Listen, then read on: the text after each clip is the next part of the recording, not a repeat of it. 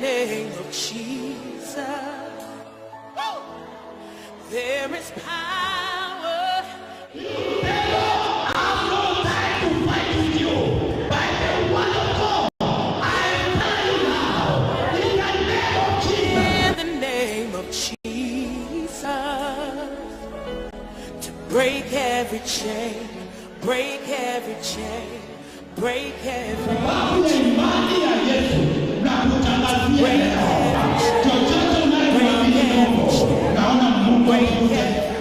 chain. Let's say it together. There is power. And two Kenyans who had access to electoral agencies, technology as new presidential candidate.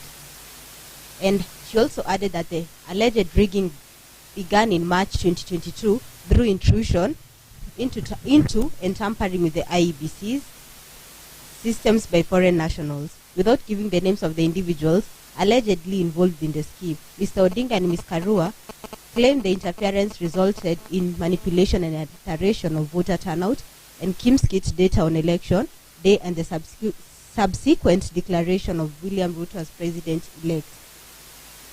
Looking at this story, and for them to tell us that the rigging began in March, don't you find it weird? Because I remember, was it late July, a week before the election, IEBC had called all party presidential aspirants to have a meeting with them. And I remember when now the president-elect William Ruto entered, all of Wajakoya and the Azimio La Umoja team, they all walked out. And now for you to come out and now start telling us that was the day you could have brought such issues instead of being immature and start walking out of the meeting because the Deputy President William Ruto attended. Don't you find it weird for you? To me, maybe sometimes I can say it's weird because even if there is a problem that which has been found, but a problem which is not solved is a problem that does not have an answer. Because I think where the mistake started is when the IPC chairperson, Wafula Chebukati, had ordered or had called for a meeting of all the presidential candidates. That was the best time that they could have expressed their feeling, their views, and what they feel, or if they have that what you call they have faith in the chairman. And I think maybe if they could have spoken out during that time instead of going to the campaigns and speaking in the crowds, that because when you are speaking to the crowd, you are not speaking to the chairperson directly. But when you are in the meeting that which is chaired by the IPC chairperson, that means that you are addressing the issue directly to him. Yeah. And that is why I'm saying it is weird, because if you knew, because you're now telling us that the rigging started earlier in the year, during the March. So if you knew the rigging started in March, why did you wait all this time for us to carry out the election so that you can now start telling us, oh, there was rigging? During the meeting that IBC had called with all these as presidential aspirants, that was the best time for you to bring out such issues, instead of having to waste our time, having to waste the Kenyans' time and the IBC's time, for them to walk out and then right now. But I'm trying to imagine if maybe Azimio La Umoja could have won this election. I don't think that all this could have been brought back for arguing that these are. I also have another question to you. And do you think that do the elections have to be free and fair if only Raila wins? Is that what they're trying to tell us? Because yesterday, Mr. Orengo was yesterday sworn in as a governor, but he's also the same person who's coming out to tell us that the elections are not free and fair. So it means that his election was also not fair. Is that what they're trying to tell us? But he accepted to be sworn in yesterday. So I'm trying to look at that politics is a game and politics is a way that people are looking for jobs. And maybe as Kenyans, we are the people that we have not understood that the game of politics, what is it? We spend a lot of our time to politicians. For instance, they started their campaigning last year earlier. For instance, if I say like Ruto started 4 years ago, there are people who have been following him all throughout. Yeah. He has been in the job and he was looking for another job now to be like the manager. Maybe he was the assistant manager. And also, when we look at the rate, Raila Amolo Odinga also started his campaigning from last year, around November, December. Officially the campaigns were open. And then there are people who have been following them. Now that the election has come to an end, apart from this drama that which is going on, there are people right now, they don't know what next to do, whether to look for jobs or to do what, because no member of parliament, no senator, no president will give you cash right now, because they were giving you whatever they were giving you, 200 shillings, 100 shillings, 500 shillings, because they needed that crowd.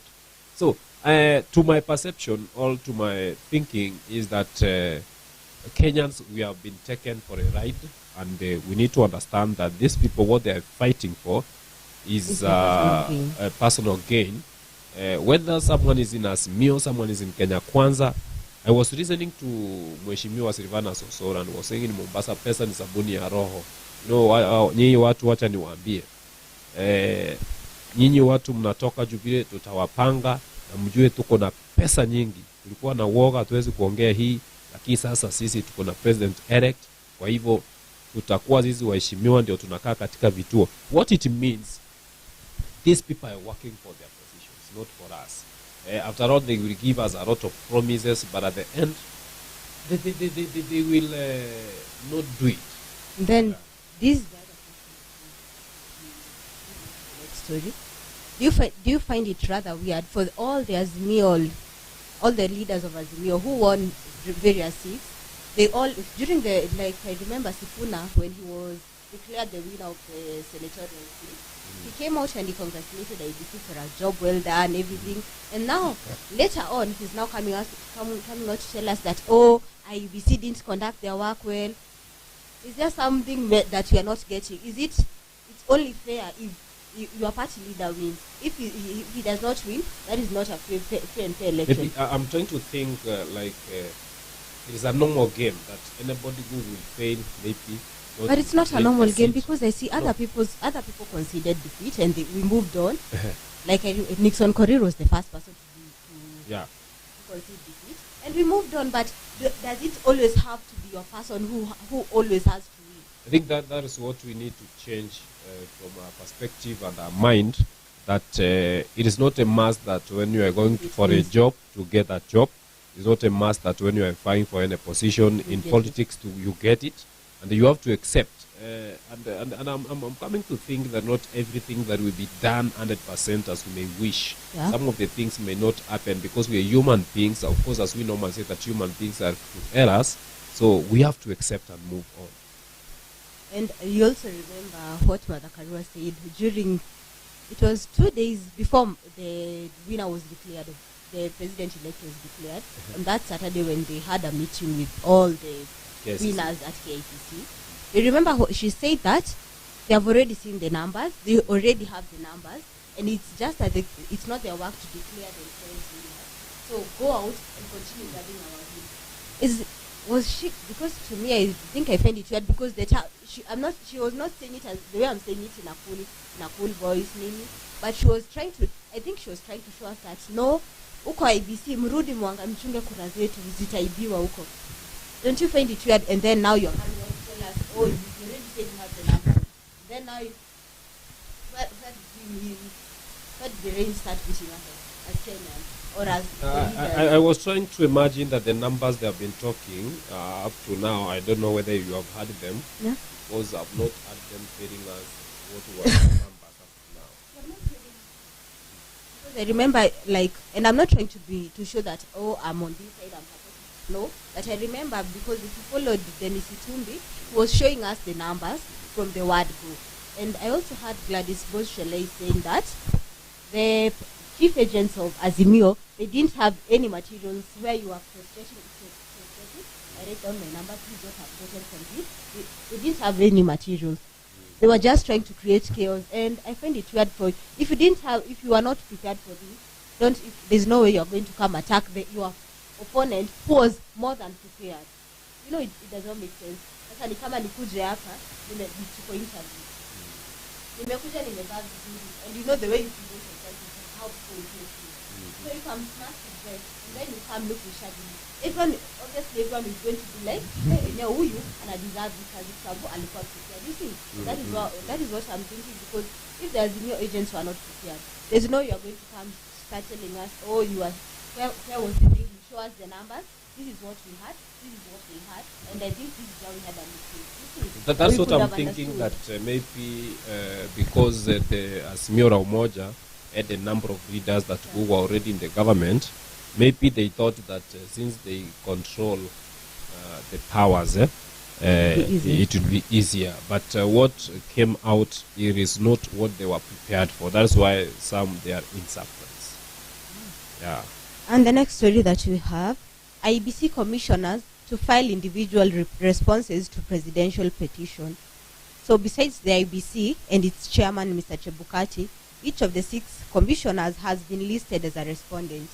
And it has emerged, the 4 commissioners have each instructed a lawyer to file their responses.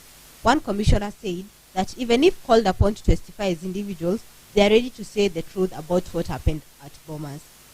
And my question is, to the 4 commissioners, do you think that is, I don't know, I don't want to quote what Kenyans on social media were saying, but I find it, to me, it's rather weird that we had to wait for the whole process until some few minutes before Mr. Chebukati was to declare the winner, and then you come out and tell us that, oh, there was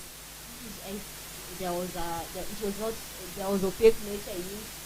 Maybe what we are expecting to hear from them as they are going to write their own petitions, because they're all the 6 commissioners and chairperson, which makes them 7. They are supposed to write the responses to the petition by Asimiora Umoja. We are expecting to tell us that in this last minute that they did not agree in the beginning how things were according to an individual, and where the problem came up from. If it was like maybe is it the numbers that were changed in the last minute? Is it the votes that were stored in the last minute? That is what we are waiting as common mwananchi to hear from them directly. But it seems there was a lot of mischief, because you remember during that Monday when they had their first press release, you remember what the vice chair, she said that she refused to be asked questions. She said, I'm only saying this and we're not accepting to be asked questions. How does that seem to you? There is something which was happening, and they could not allow questions maybe which could tamper with their plans, according to my imagination. And I'm trying to ask why they could not allow the questions, because we had imagined maybe and thought that because of time maybe they were saying that they were out of time. So that's why they could not allow questions, could have taken a lot of their time. So actually, this is what we are waiting from them to hear during the petition, because the judgment, we're waiting for the judgment on 29th, that's on Wednesday. Yeah. Then we're waiting also for the pronouncement, or for the on 5th of September, the outcome of the case. Then from there we will know the truth and what was happening. But this is what I always say.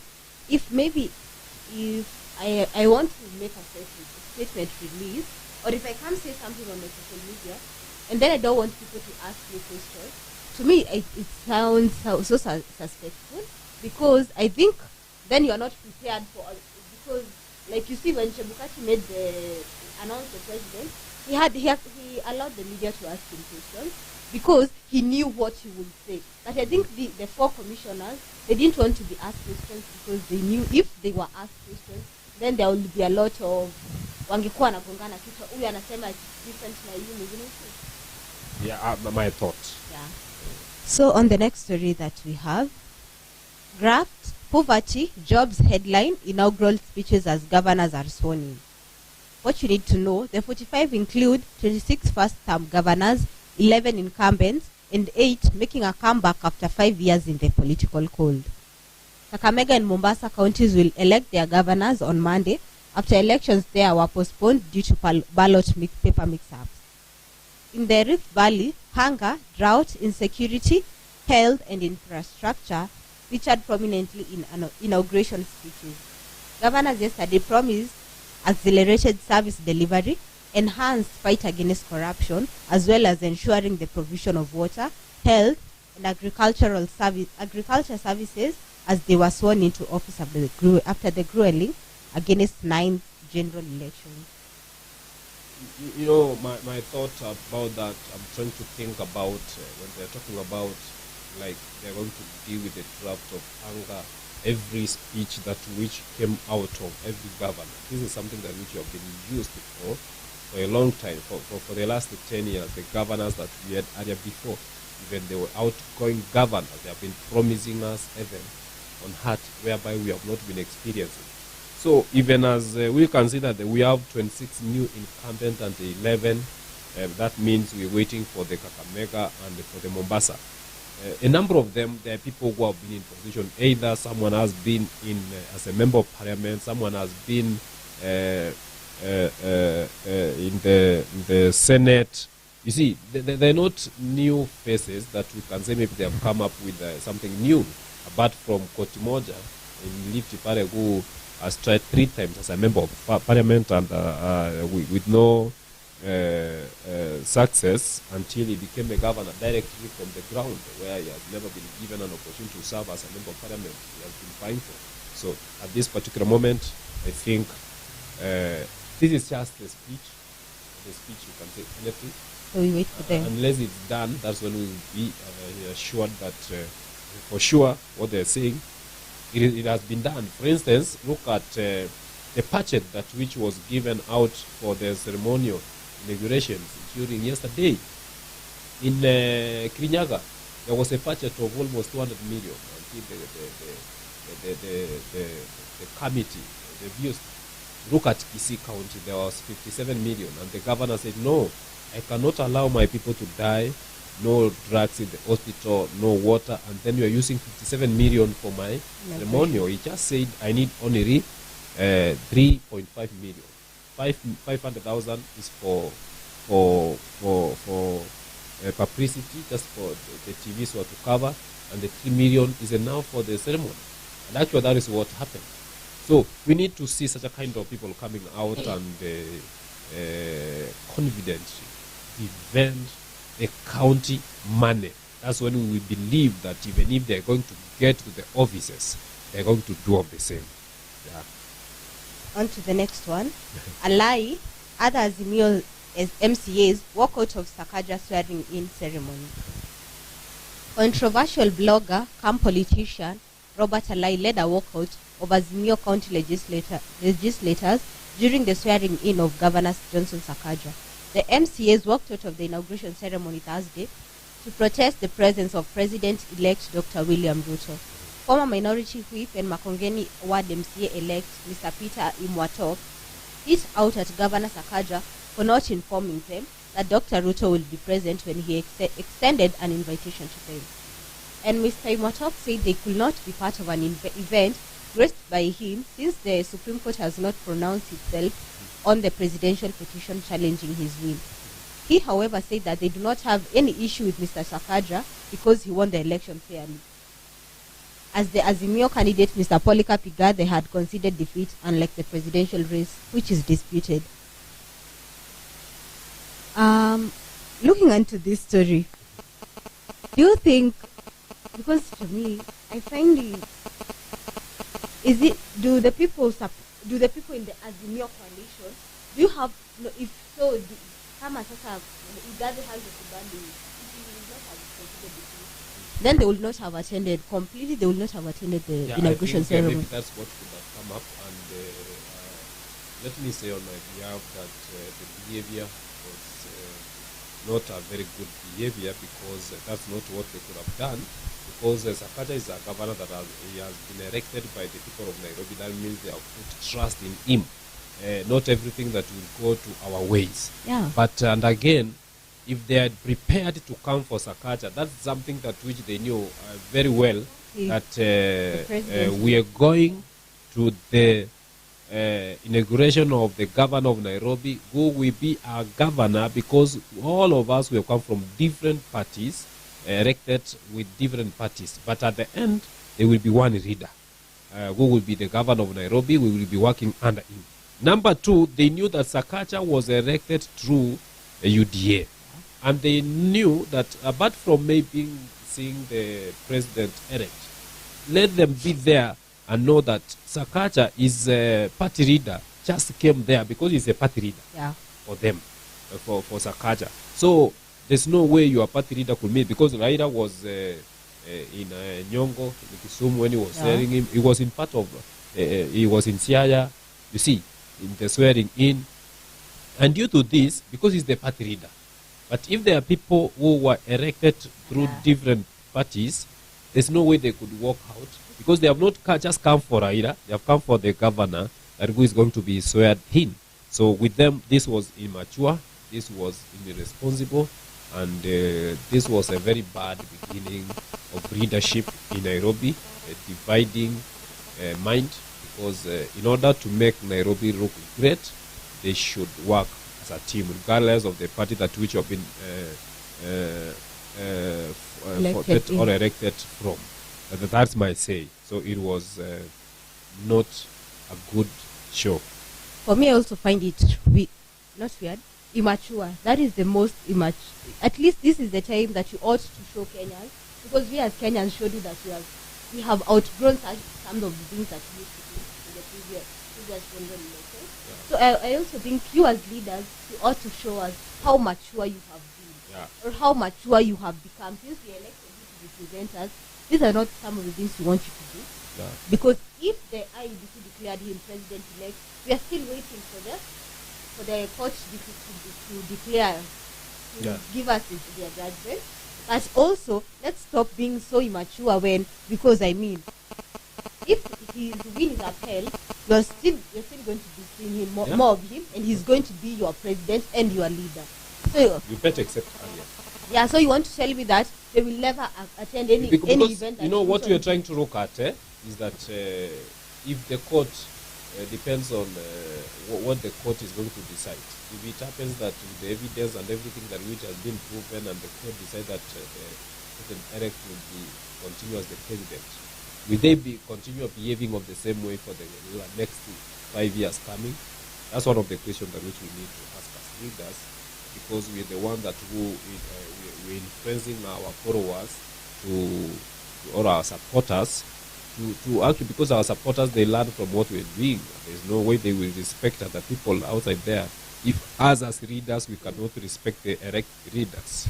On the last story from the Daily Nation, Kenyanjui, Kimemia, Skip Kehika, and Badilisha swearing-in ceremonies. Amid pomp and color at Thursday swearing-in ceremonies for governors across the country, two outgoing county chiefs, Francis Kimemia Nyandarua and Lee Kenyanjui Nakuru, skipped the events, as other outgoing governors displayed camaraderie with their new county bosses, allowing a smooth transition of power. The duo were a no-show at events held in their respective counties to hand over to power. But despite their absence, the simultaneous ceremonies were marked with pomp and color as the new governors took their oath of office, swearing to uphold the constitution and to diligently serve residents. Your take on this? I think in politics we should not put in the heart. They should not be like we have to win them in order to win any party. Because you see, like when they skipped to be there, people had say that during the presidential elect, if Raila or the other opponents or the other candidates will not be there, Ruto will not be given the president-elect certificate, but he was given. So as much as they could not come for the attendee and the committee and the county committee and they prepared for the ceremony, they went ahead and give him the certificate and the arm of powers.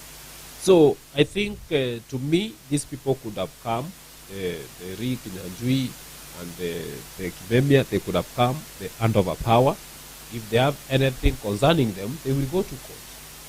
You see, being not sure how, you are creating that what you call a notion that this connection from the people. You know, you have your readers, and them they have their readers. If indeed you wanted to make this county to go forward, then what it means, because now someone has been declared as a winner, the ceremony has been done, you could have come forward and show your people that you will work with this person. And there's nothing in politics. You can be enemies during campaign, you become friends and you support them. You know, I'm still giving credit to Kisii County, what has been happening. The incumbent governor, that is Simbarati, and the outgoing governor, that is called, how do we call the governor for Kisii, the outgoing? No, Kisii County. Okay. He is my governor, but I don't know why I've forgotten. But as he was going, he was there, and he gave power to Simbarat, and later he had a dog. Dog represents peace, and they left the dog on air to represent peace. They gave out powers, but he was campaigning for Sam Ongeri. You see, he was not campaigning for Simbarati, and they were not that close. But he came and they gave powers. And they said that they will work. He told him, wherever you need help, just ask me. I will direct you. You know, there's some things that you need to know when the governor was there going out. If things were right, there's some things he will ask you, where is this? Where is this? But now what they show is that they don't want to be asked the things that which will be missing there, because they have disconnected themselves from that relationship. Yeah. So guys, we're going to take a short commercial break, and when we come back, we're going to start from the standard. There is power in the name of Jesus. There is power. I've no time to fight with you. By the word of God, I follow you now. In the name of Jesus. In the name of Jesus. To break every chain, break every chain, break every chain.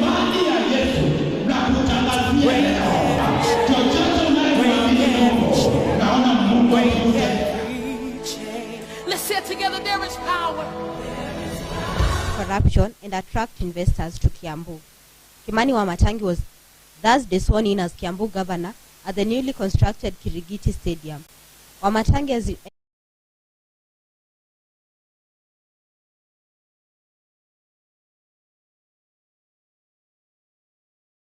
There is power in the name of Jesus. and his running mate, Rosemary Kireka, who received the Kiambu County Secretary Martin Ngozi and other county officials.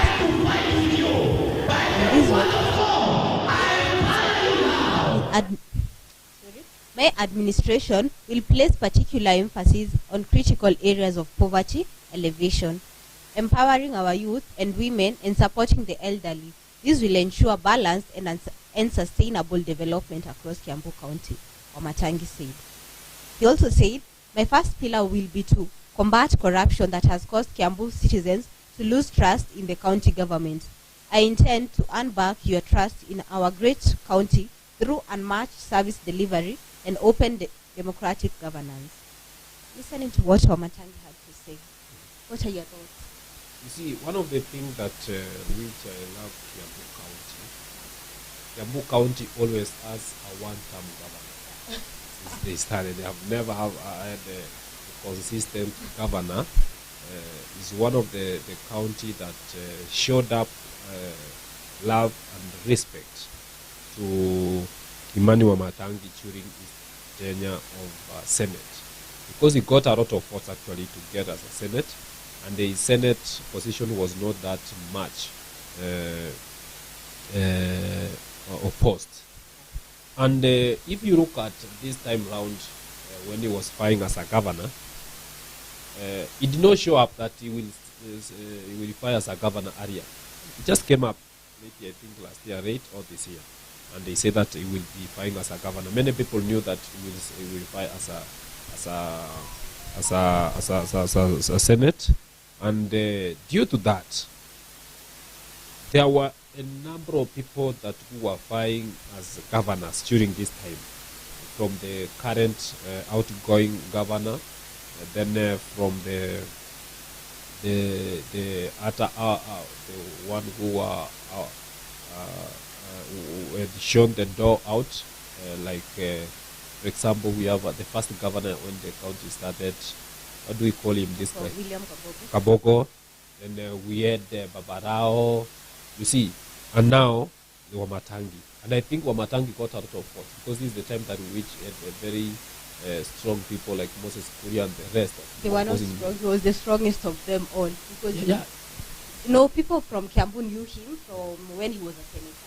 Yeah. And at least we saw some of the things he did for Kiambu During County. the Senate. Some of the bills he was passing in favor of Kiambu County. Yeah. So that is why he was the best candidate between all his opponents.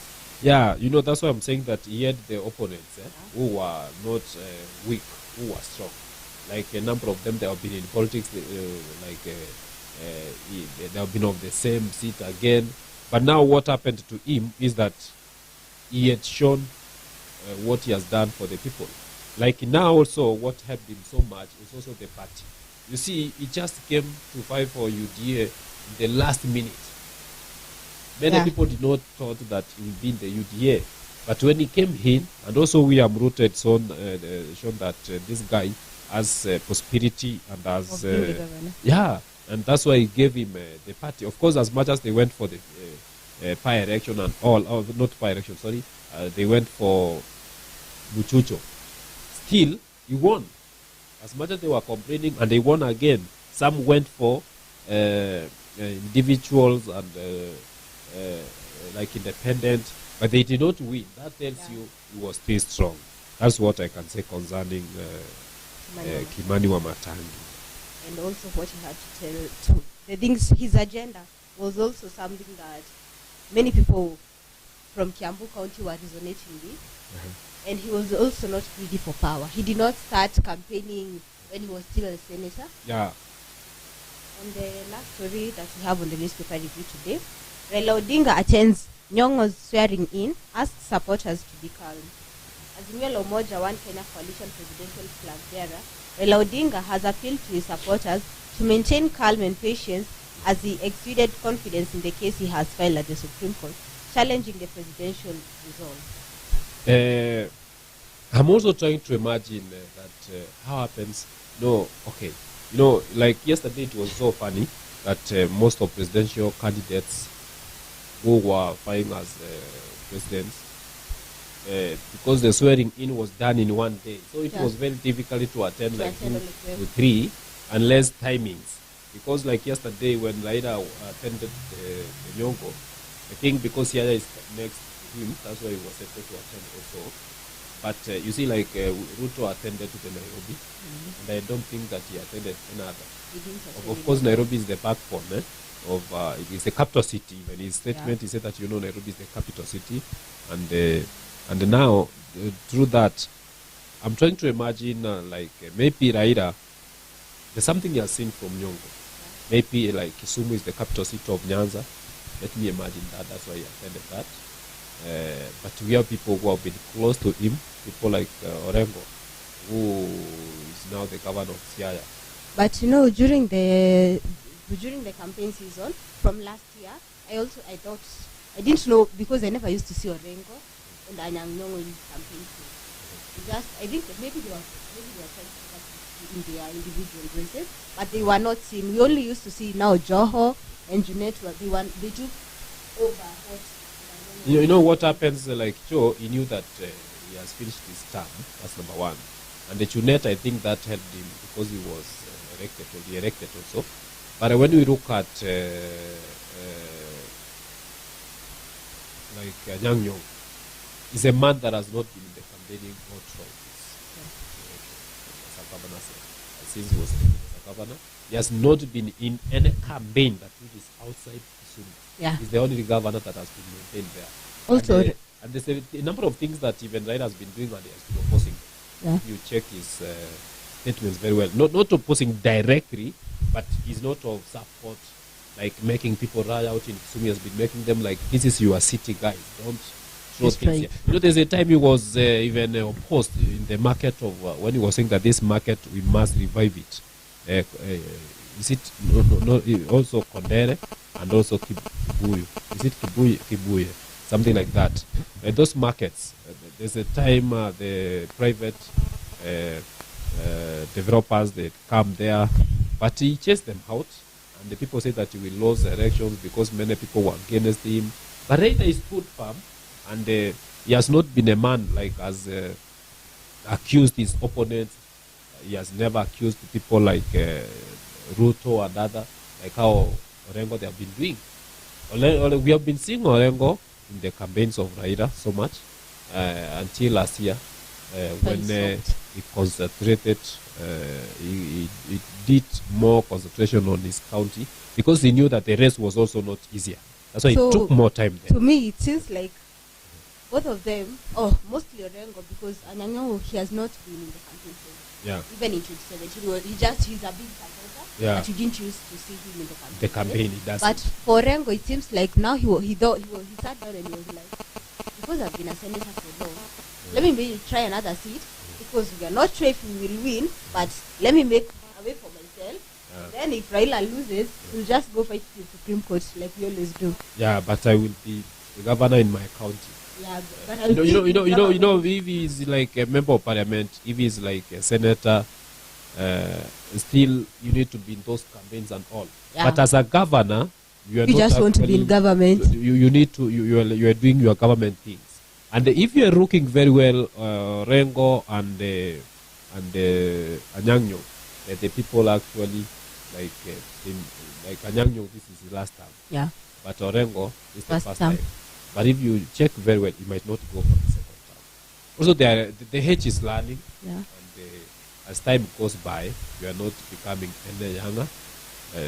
But we cannot conclude on that, because when Anyang' got to governor, people say that he will not finish the first term due that he was sick, he had cancer and all. But he has finished it, and he has done very well. And I think he has changed Kisumu in a way. He has done a number of things that Kisumu had destroyed in 2017 and 2007. Only people cannot see, but people will see later. I think the guys are playing now mature politics compared to earlier before. Even Orengo, you have not had him now talking that harsh, because he's also a lawyer. Of course, as a politics, you have to play this game like opposing your opponent and all, because Shoreya, I heard him saying that Orengo is the senior counsel and those are also senior counsel, but because of what he's talking, he's becoming now my student. No, because of what like they were doing in the... Because, the way you quoted Gladys Sholei, I think you watched that whole interview in citizenship with his students during... it was Sholei and the other man who started the chief agent for and listening to that chief agent, I'm not trying to say, but that man, I think he needs to go back to school, or maybe he needs to be taught on some of the basic needs things that you need to do. Because I remember after Sholei finished talking, the man was like, arrest me then and then, and I'm wondering, is that how you're supposed to be behaving? Because if you are given such a position to be a chief agent, I think you need to carry yourself. So just like in Dixie, what he did, and I think this is what, as we're coming back, guys, we will be talking about Friday politics, and we'll be talking about like how the chief agents have been behaving, about the lawyers, about the politics has been happening around, about the inauguration, swearing in of the governors as we come back. Okay, so guys, that was the end of the newspaper review. Enjoy the rest of your viewing, and you can follow us at Robbie TV Africa on Instagram, Facebook, TikTok, and also on Twitter. And on YouTube, you can find us at Robbie TV Africa. Like, comment, share, and subscribe. And I've been Helen Jerry. Thank you, guys. My name is Dr.Robert. So you can go to our social media platforms at Dr.Robert. Like, subscribe for us, and tell us where you are watching us from at this Friday newspaper review morning. So we are coming back with politics, Gang Round Table. We'll be talking about what has been happening across the country since Monday up to this Friday. See you after this show. Coming up, politics. There is power in the name of Jesus. There is power. I've no time to fight with you.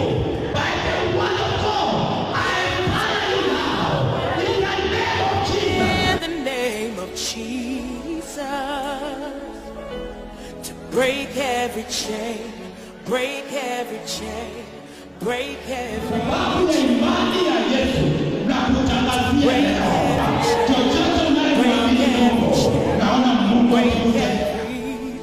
Very good morning from wherever you are watching us from this morning. Remember, this is Friday. Gang Round Table coming to you. This is Dr. Robert. I'm having my colleague here. She will introduce herself. Good morning, guys. I'm Helen Jerry, and you can find us at Romy TV Africa across all our social media handles, and you can also subscribe to our YouTube channel at Romy TV Africa. Like, comment, share, and subscribe to our YouTube channel. Welcome back once again. Remember, it has been long since Monday. We had this talking about politics, and we are back. No, politics is our game. Politics. It is what's trending at the moment. I don't know where you are watching us from. Keep commenting. Keep telling us where you are watching us from. Tell us what is it that which you want us to talk. But this Friday, we'll be talking about our top story. We'll be talking about the inauguration or the swearing in of the governors across the country. So, Erin, Yes. we saw yesterday the swearing in of the governors, of the 45 governors, Yeah. apart from the two governors the two counties that have not given us a governor. Yes. That is in Mombasa In Kakamega. Kakamega. But before we go there, we had Raila was in Mombasa.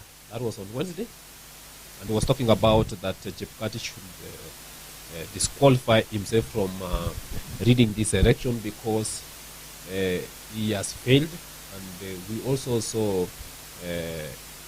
Nairo Dingan is the team, and even Mother Karua is a learning mate. They're also talking about like Chebukati. We wanted to paralyze Asimio Raumoja, presidential candidate, because the Mombasa and the Kakamega, they're the stronghold of Raila. Like his two deputy presidents, his two deputy party leaders, like in Mombasa, Joe and Kakamega, they are actually the people who have been having those areas. And when he stopped the election, or he did the mistake direction in Mombasa and Kakamega, he wanted to sabotage, is it? Sabotage the numbers on the side of Asimio. What is your take on that? My take on past what Raila said about Chebukati resigning. He also said that he wants Juliana Chelera to be the one to run, to continue being, to be the chairman of the chairwoman Chair of lady, the chair lady of IEBC. And to me, after all the tantrums that Juliana Chelera has done, and it will just quote what the deputy president told them last year during the BBI at Bomas of Kenya. What he said, he asked them, how fair is it that as in a football team, me as the referee, I choose the people who are going to play, and how fair is it that the referee is the one choosing the people who are going to play the game? It was very unfair, and I think this is what we are seeing, because the 4 commissioners, they were all chosen by the president, and we know the president was not in support of the deputy president, being the president of Kenya. And now that after all these tantrums that you've seen them creating all these chaos, them being in front of the cameras every now and then, telling us how the elections are running smoothly, until the last minute, and then you're coming out to tell us something different. I think Mr. Odinga doesn't have a right. Do you think maybe the president did that to these 4 commissioners to protect their thoughts? Yeah, I think that is what he was trying to do. And again, of course, I'm also saying that we cannot say that should be the chairperson We need at the moment, because also she has we can say maybe because these two parties have disagreed. We need new faces. I think what but Mr. Raila would have said, he would have said that we need new commissioners, rather than saying that Chebukati But should be again, out. we cannot say new commissioners, because when you look at Chipkati, that was his last election. Yeah. And when he conducted this last election, even himself, he said that this is my last election and all. We have been having a lot of intimidations. We have been having a lot of what and that and this. But we will not fear. This is what was given. This is what we took the oath for. And so I will declare the president-elect. And then he went ahead and declared the president-elect. That's William Ruto during this election. Yeah, you are coming up with something. And also for Mother Karua to say that Chebukati was trying to sabotage the Azimio la Umoja Kenya. Azimio la Umoja One Kenya. One Kenya Alliance. Come out and say that is a strong word. And I remember what Justina Wamai wrote on her Twitter page as her congratulatory message to the president-elect and his running mate. She said that it's high time that we as Kenyans accept or always congratulate our institutions rather than always being the first to condemn them. Because we saw them now, like I had said during the newspaper review, Sifuna congratulated IBC on his win. Pasaris also did the same. And then they said it on Sunday. And then the next day, you're coming out and telling us that, oh no, the elections are not free and fair. How are we going to... I think politics has come like everyone when he's going there, they need to win. And if they're not winning, then maybe the election was not done good. No. But you see, because I'm saying this, because we have seen division in politics. However, we have seen mature politics. This is the first mature politics have been played. No chaos, no riots. People, I think, not from the politicians, but from the people, because the people are matured that as much as I go to riot, it puts no food to my table. I saw another thing. The person will say that he's very pleased with us as Kenyans, that he never expected that a time will come that there will be chaos, but not between the citizens, but between the people who are throwing chairs. There was no citizen another person who went to bombers and started throwing chairs. It was a fight between the politicians themselves. And I think that is where we need to be as Kenyans. And also, the last thing that I want to say, let's not, as Mandago said, hii siasa weka kwa mapafu. Ikiisha una breathe out, unasonga nayo. Kwa sababu sasa, nothing will stop. Is it Mandago? Yes, Mandago was fighting for which seat? Senator was in Gishu. Yeah, he won. Oh, I think he's the one the wife was telling yesterday that nyanyinyi wale mmekuwa mkimwangalia si mkimtaka nini muachane na yeye. And when he stood, he said that my wife this time I will be in the house 24/7. Yeah. That I've come to Senate where I will be in Nairobi. You know, when you are a governor, you must be in the county. Yeah. Now I will be in Nairobi 24/7. You need me. I will be in that house and all. So, is it that there's something that which has been good there now? The wife felt like until she I had to address public, this thing will trouble me. Let me address it in the public. And also Mandago, I think he came up with a very good way of receiving that message. Like, yeah, my wife this time will be there, will be 24/7. What's your thought on that? on private matters, because most politicians don't like showing us the private or having private conversations with us, the public. So for me, for the wife to come and say that out, maybe she was just trying to tell us that maybe she has seen some girls, because I know girls, tukiona mtu ako na pesa, because you know he has been a governor, so he's loaded. We are willing, we'll do anything for that. Because of, no, not love, but money. Yeah, because we want money. And so the wife maybe was just trying to give a warning to the people that have been trying to hit on the husband. Oh, and okay, actually that's very true. So also we saw yesterday there's something that happened during the swearing in of governors in Nairobi. Yeah? Because in the morning we were talking about the move out of Asimio MCS led by Rai. So what's your take on that? Because when they came from the houses, they knew that the governor is from UDA. And of course his party leader will be attending. But they came and then they intended to move out of that swearing in when the deputy president of the Republic of Kenya, he remains to be the deputy president, when he came to the function. What is your take on that? That is very mature of them. As politicians, you are not here, so it means that they are only going to serve the people who voted for them. But if you voted for Kenya Kwanza, you're not going to be served in Nairobi. That is very mature, and it's high time that politicians, as the maturity that the people of Kenya have shown, it's high time for you to also do the same and be very mature in whatever you are doing. Yes, we know that we are still waiting for the verdict from the Supreme Court, but carry yourself as the leader that you want to be. You want to be dressed as mheshimiwa, but whatever you are doing is very disgraceful. So imagining that if people do of the same, what will happen? If people do of the same, you see, like what they did to William Ruto and the governor. Imagining that it's them that who had called for a certain meeting. You will be ashamed, but I think they will be ashamed.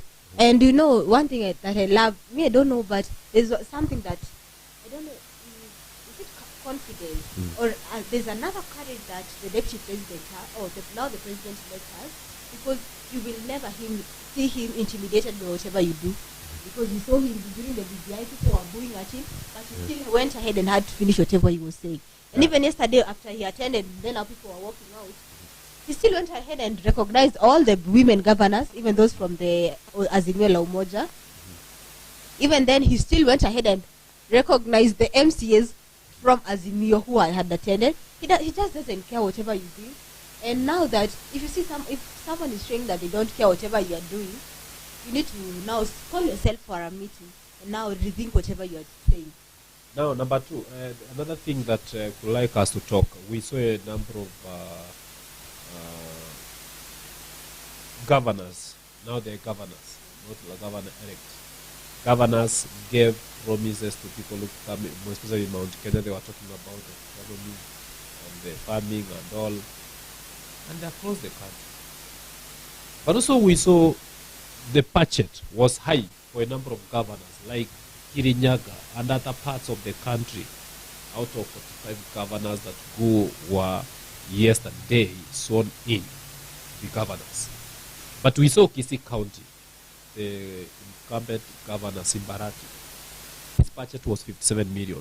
He came up and said that I don't need all the 57 million. What I need from you guys is 3.5 million. The rest will be used in Kisii level 6.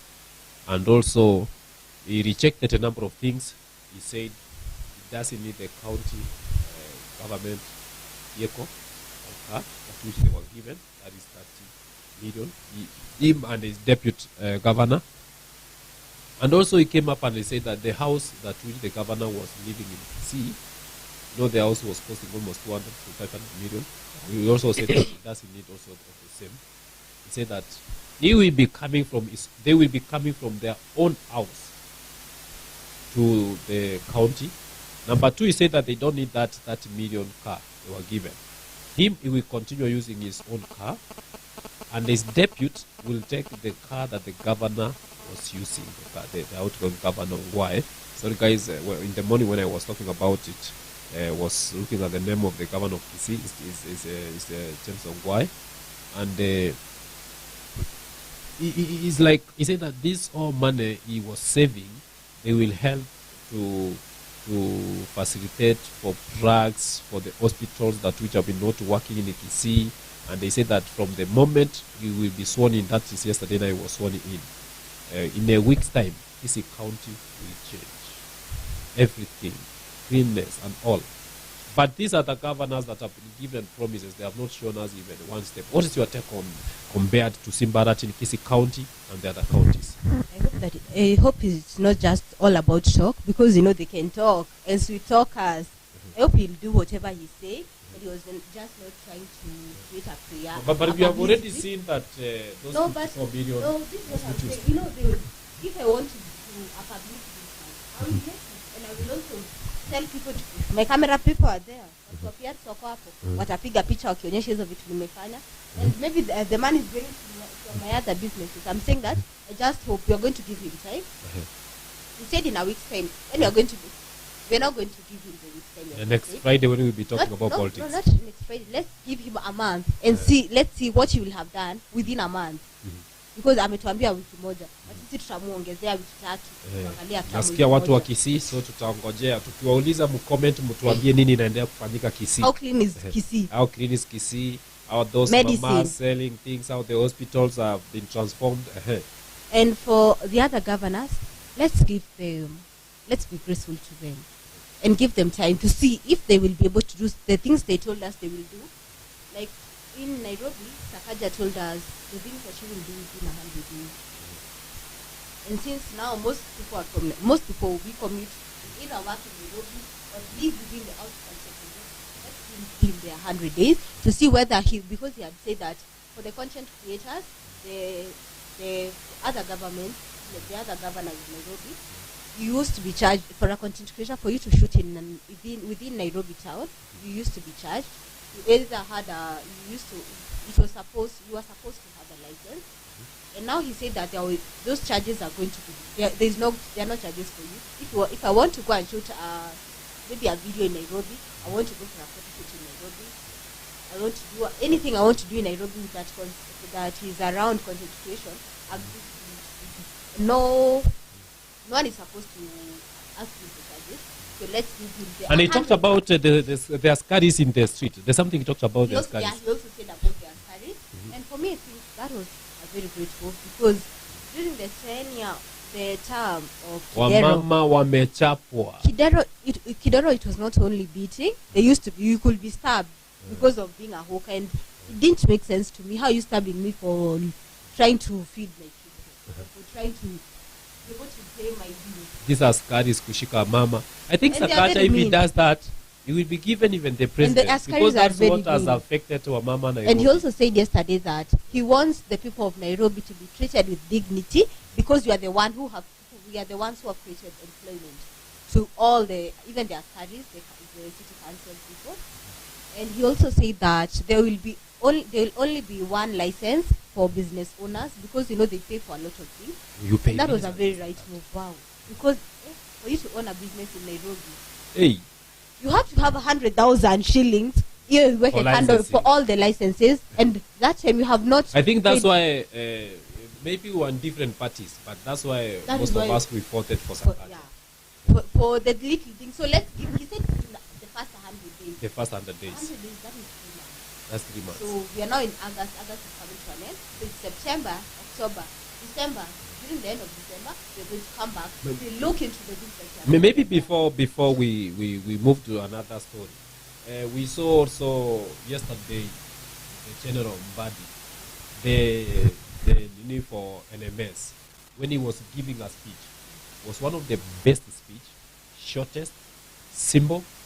His speech sounded like His Excellency, the President, erect William Samoei Ruto, the governor, my governor, and all. And then he recognized, he said that we have been in the field for the last 2 years, and this is what you have done, this is what you have done, and now we are prepared by next week to start hand over everything to you.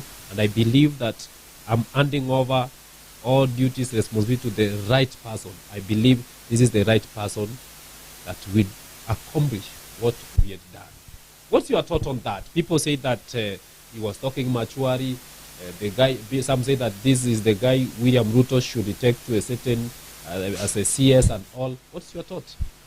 For me, he proved us all wrong because there was I remember there was this news that was saying that John Mbadi will not give back what the duties that he has been doing. He was not going to give them back to the governor, the incoming governor. And now that after his speech yesterday, and he said that next week he's going to deliver everything to the governor. So that he can, and then maybe if the governor needs his help, he can be able to contact him and help him. I think that was very mature of him. And now I just hope whatever he was saying was true to it. People are saying that maybe he has been in the forces, so the discipline. Yeah, he has been. But what do you think with what the NMS has been doing within Nairobi and also the county? That now the NMS is going to be eliminated. There's some people who got licenses of NMS and they had others for the county. there are a number of things that which were happening. What's your thinking? For me, I'm a critic of for the people in government. And I think the NMS, they were working in favor of the people who have money. Because for the people who are struggling in Nairobi to feed their children, they were very harsh to them. In terms of, like we saw the time that they went to Kayole, you see, they were not lenient to people. At least you can tell us that we have given you a 3-month notice. But that time they just went, demolished the houses and moved on and keep nothing apart. Because there's something like he said, he said like there's a number of people who are going to go observe back to the county. Yeah. And the number of people who are going to lose their jobs. Now, due to that, what is your take that there's a number of people that who are not going to go? Is it that there's the people who are going to lose their jobs?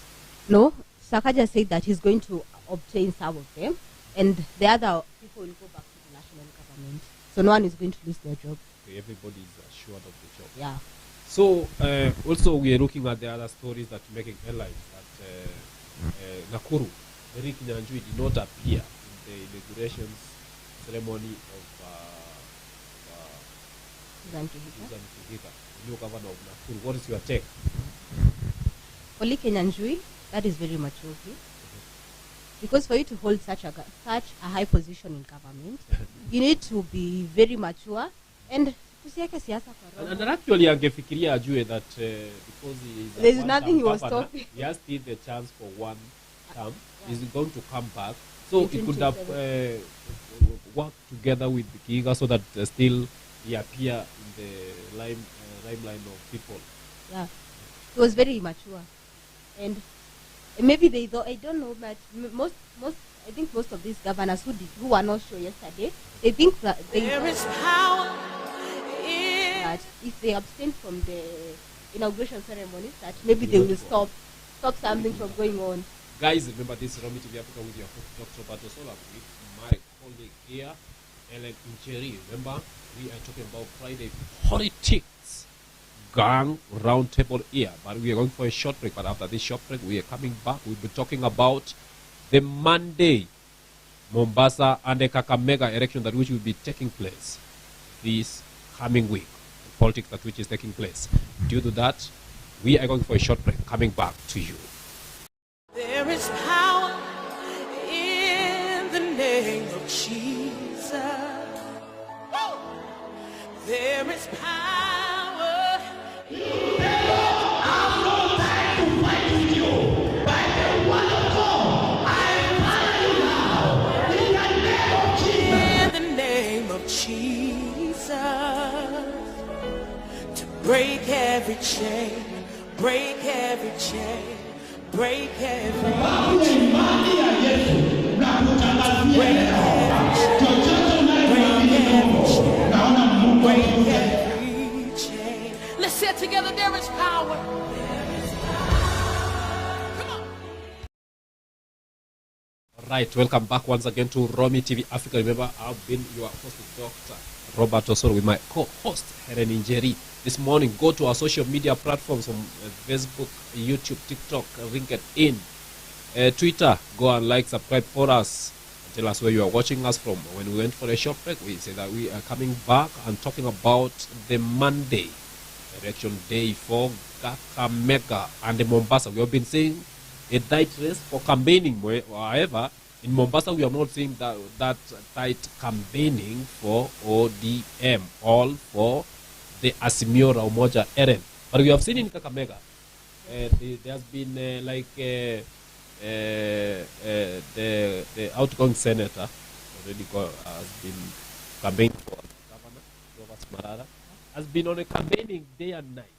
But we saw also Baraza or Azimio la Umoja has come up very, very fast because of campaigning. But in Mombasa, I've not seen that. I've been seeing the UDA campaign so much than the Azimio la Umoja. What is it? What's your thought on that? Maybe the Azimio la Umoja aspirants, maybe they have given up after whatever they saw the people of Mombasa did. Because I think they didn't expect for the Kenya Kwanza team to garner many votes in Mombasa. Another area. Mostly in the coastal region. But again, yesterday, according to Silvana Sosoro's statement in Mombasa, he said that, guys, we also saw that in the last 1 month, less than a month, our governor aspirant had 11%, and Simiyu Umoja aspirant at 60%. But right at the moment, things have changed within a week. Our governor is now at 60, they are at 20. And they were saying that, so this time, moving, we're going to be the agents and all. What is your take on that? I think maybe the Azimio people, they also decided maybe that ama walika wakaangalia wakaona si wacha tuache kwa sababu wamechukua tumpatie pia hii, because I think this is the time you're doing a lot of campaigning so that they can be able to move all the people, even the people who voted for the Conapanda, so that they can be able to move. But for them to be not sure, one is talking about they're just quiet and letting them campaigning. That is not a good move. And also was saying that you people msiogope, mtu asiwada, unajua sisi tulitishiwa, tulikuwa tunakuja vita hapa nini, lakini sasa hizi sisi tuko na pesa, tuko na nini, is now no fear. He's saying that actually after a meeting watu wajubilee tutawapanga na nyinyi pesa ni roho ya sabuni. Is speaking openly and saying I'm the chief whip of parliament. Is it Silvana Osoro has been promised to be the chief whip? I don't think there's any promises for him. I didn't see anything of that sort. I think why? he's just talking. So that also he's marketing himself. Yeah, and then because he's saying that in Kisii, most of governors who are he influenced some to take for UDA seat. I think he's just trying to show. Oh, he's using the same method that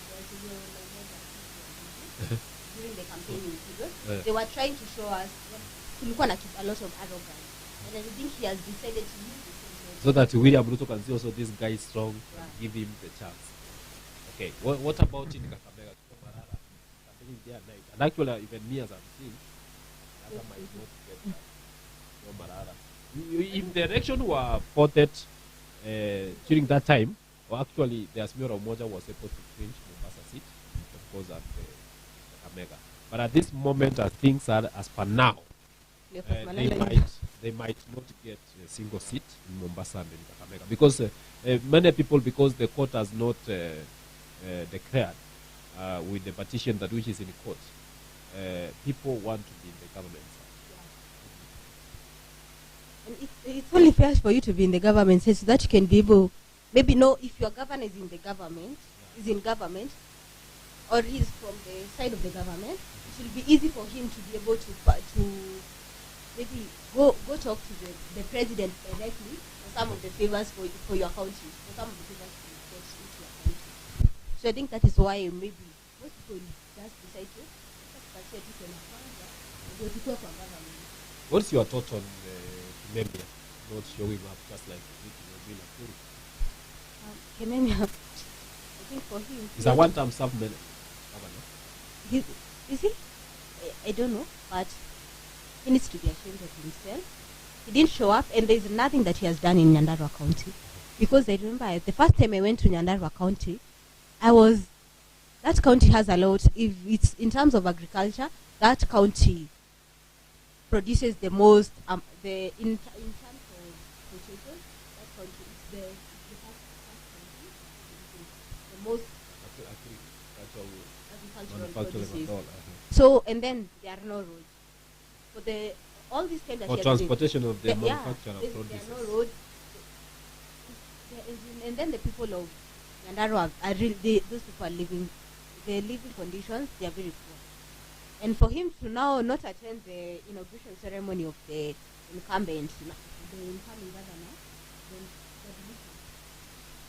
he ought to be ashamed of himself because he didn't do anything for the people. And then I heard that he was saying, together with Kioni, that they were saying that there was a lot of rigging in Nyandarua County.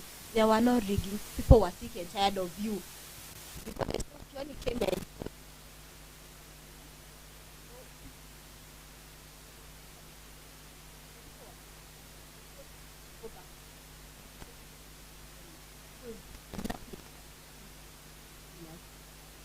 you know, when you talk about that, you make me also about people from Mount Kenya, You were saying that during done, there was nothing like because they have realized that there were high in there, more especially in Kiambu, there were 1.2 votes was stolen. Where? Yeah. What's your take on that? I think it's high time that we accept that if people decide they don't want you, let's accept and move on. Even these things of rigging, some of you didn't do anything for the people of Kiambu. And we didn't want you. Like I had Kioni was the first person who was saying that he accepted, he considered defeat before even the elections were declared. And then now he's coming out to tell us that no, there was rigging in Kiambu, in Mount Kenya region. There was no rigging. People were just tired of you. Okay. So we are coming to an end of this Friday political gang round table, guys. Remember, we have been talking what has been happening across the country since Monday up to now. And also, we are coming back on Monday of the same, talking about what has been happening over the weekend. But before we wind up, Ellen, we have not seen the deputy president now too much out before they get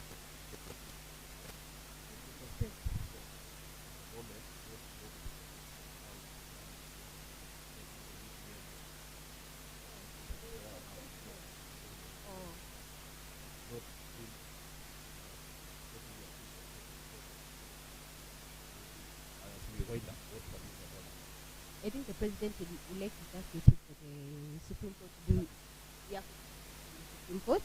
So that I think that is why he's not doing a lot of talking or a lot of the many things that he has to do. And for the president to be quiet, for me, I think, I don't know, but I think maybe he's ashamed. Do you think that's what they talk? They talk. And I think the president is just trying to show the Azimio people that he's together with them. That is why he's quiet.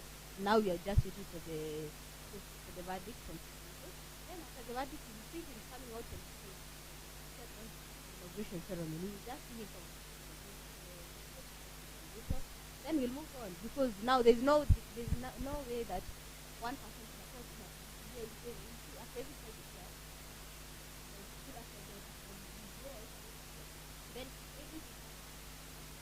then wait for them. And wait. People are saying that the deputy president he might be a one-term president, but how do things out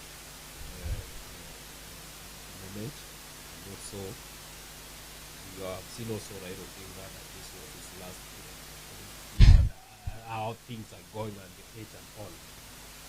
One word for deputy president. What do you think? And for Raila Amolo. Let's give the president-elect the grace he needs, because he has not even started working, and you have already started giving him a time limit that he's going to serve the country.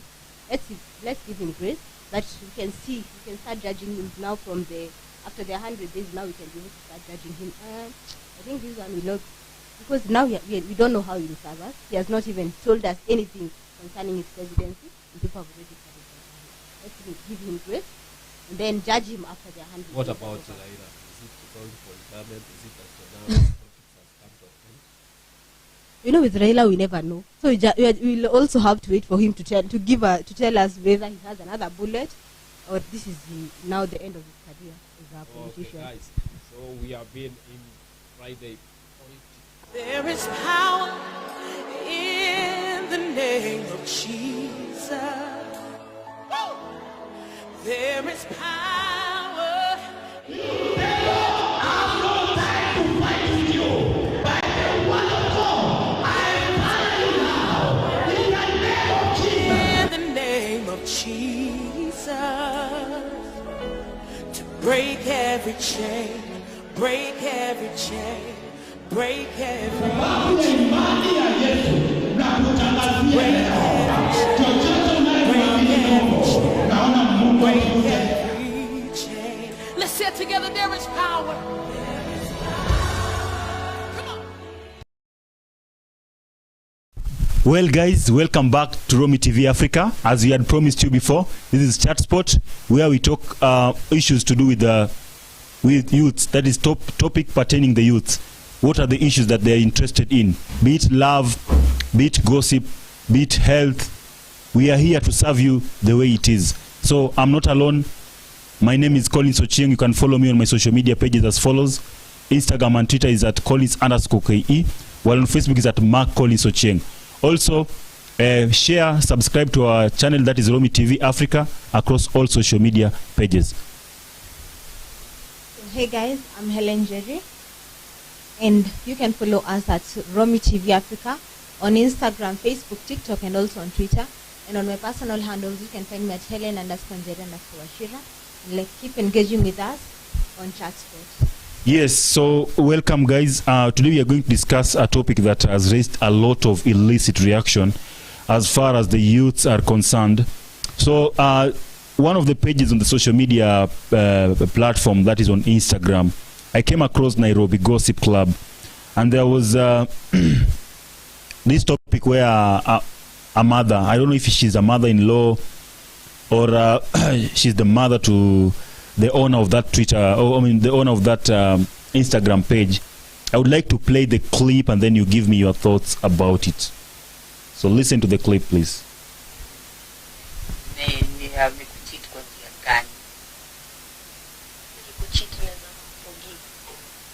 Ina depend amekucheat kwa njia gani na wakati gani. Sasa amekucheat na msichana mwingine. Si msichana akikucheat na akakuelezea vile. Okay, so the story is just about it's a lady is trying to ask a mother who is elder than her about the issue of cheating. So she was trying to ask her that if someone cheats on you, is it okay for someone to cheat on you? And then the mother was saying that it will depend on what context, on which context you are going to be cheated. Like it's like there's some aspects or there's some context where you are allowed to cheat, and then there's some other aspect that you're not allowed to cheat. Cheating is illegal. So as we start this discussion, I want us to look at the scenarios that you can decide to cheat your partner and the scenarios that you cannot decide that you cannot cheat your partner. Jerry, let's begin with you, then I'll come to myself. What are the contexts, what are the grounds for cheating your partner? Yes, it can be based on the view of that mother. No, girls are out here giving men chances to cheat on you. You're giving them grounds on how they can cheat on you and on what circumstances they can cheat on you on. Yeah. Wow. Then count me out. There's no more giving you any instances. You cannot give me any instances. Instances, meaning kupatia instances zenye grounds zenye hivi ukinicheat hivi samehea. Hapana, we are not talking about kusameana. Tunasema grounds zinaweza kufanya uamue kukudanganya mwenzako. Sijui hizo ni grounds gani hizo mnapeana? Sijui. To cheat your partner. Okay, but before even we break it, is it okay to cheat? According to you? For me is a no. Yeah. It's just a no kabisa. No. Yeah. Okay. Me personally, I think I can cheat. Yes. You think you can cheat? Can you? I think I can cheat based on different grounds.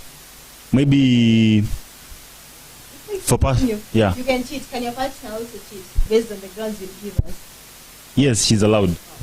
As long as it doesn't have a repercussion, like let me say, like I don't.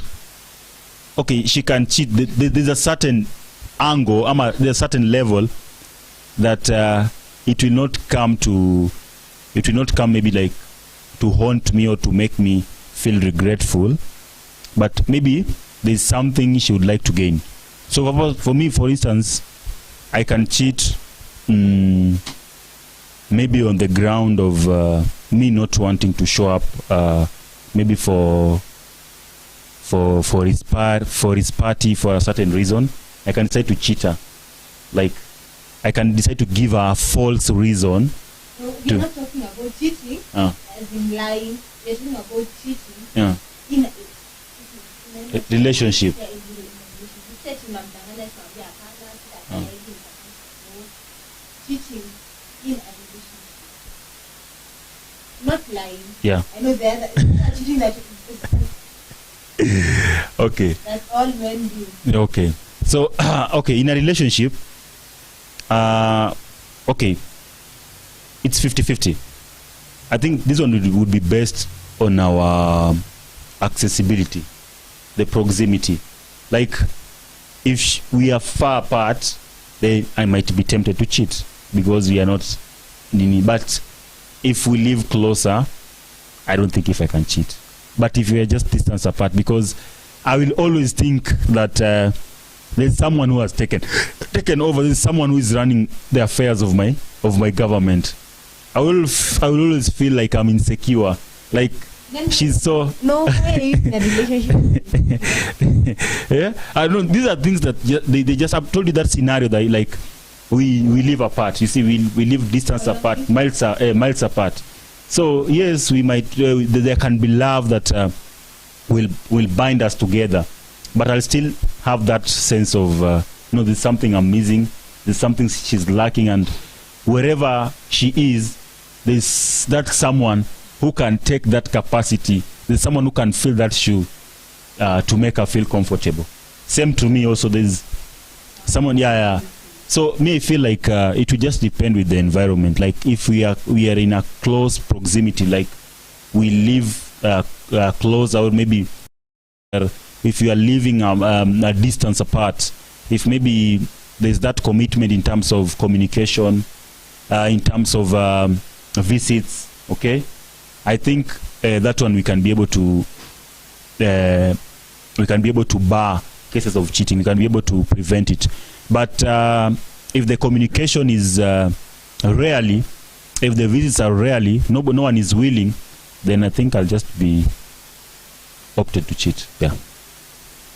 For me, I listened to that video, and I was wondering, just questioning myself. Yes. So this woman is trying to tell us that on her case, the listener, she was telling us that sisi wasichana wa saizi kitu kidogo kama cheating tunaifanya ikuwe kitu kubwa. And I am thinking, so if you cheat, I mean, sio kitu kidogo because you have broken trust that you had built, or ama trust in me built kwako, that trust is broken. So how is it something small? Because then hapo niko na trust issues, siwezi nika trust you. That is not something small. So according to you, you feel like it was inappropriate for her to, like it's unethical. Yeah, because and then she was also saying that men will always cheat. So these are the kind of people who are empowering these behaviors of men. Like when we were growing up, we used to be told that kijana, men will always be boys, boys will always be boys. And you as a girl, you were the same age, if you behave a certain way, everyone was you could be condemned if you behave the way the boys behave. Personally, I support the woman because she has lived longer in terms of being here on earth. Okay, she has ever lived. She has experienced every kind of life that is there. So she's talking on the basis of experience. Okay, so she's trying to confirm, or she's trying to testify that cheating is there. Okay, it is there. It's something that exists. It has been there during our forefathers. Okay, so it's just that after someone has cheated, I think you should just find a way of sorting it out.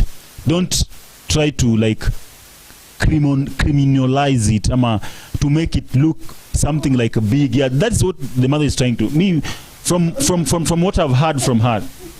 Yeah. So if my boyfriend cheats, yeah, when he comes to the house, I am supposed to hug him. No. She didn't say that. That. Because she said you should not criminalize. No.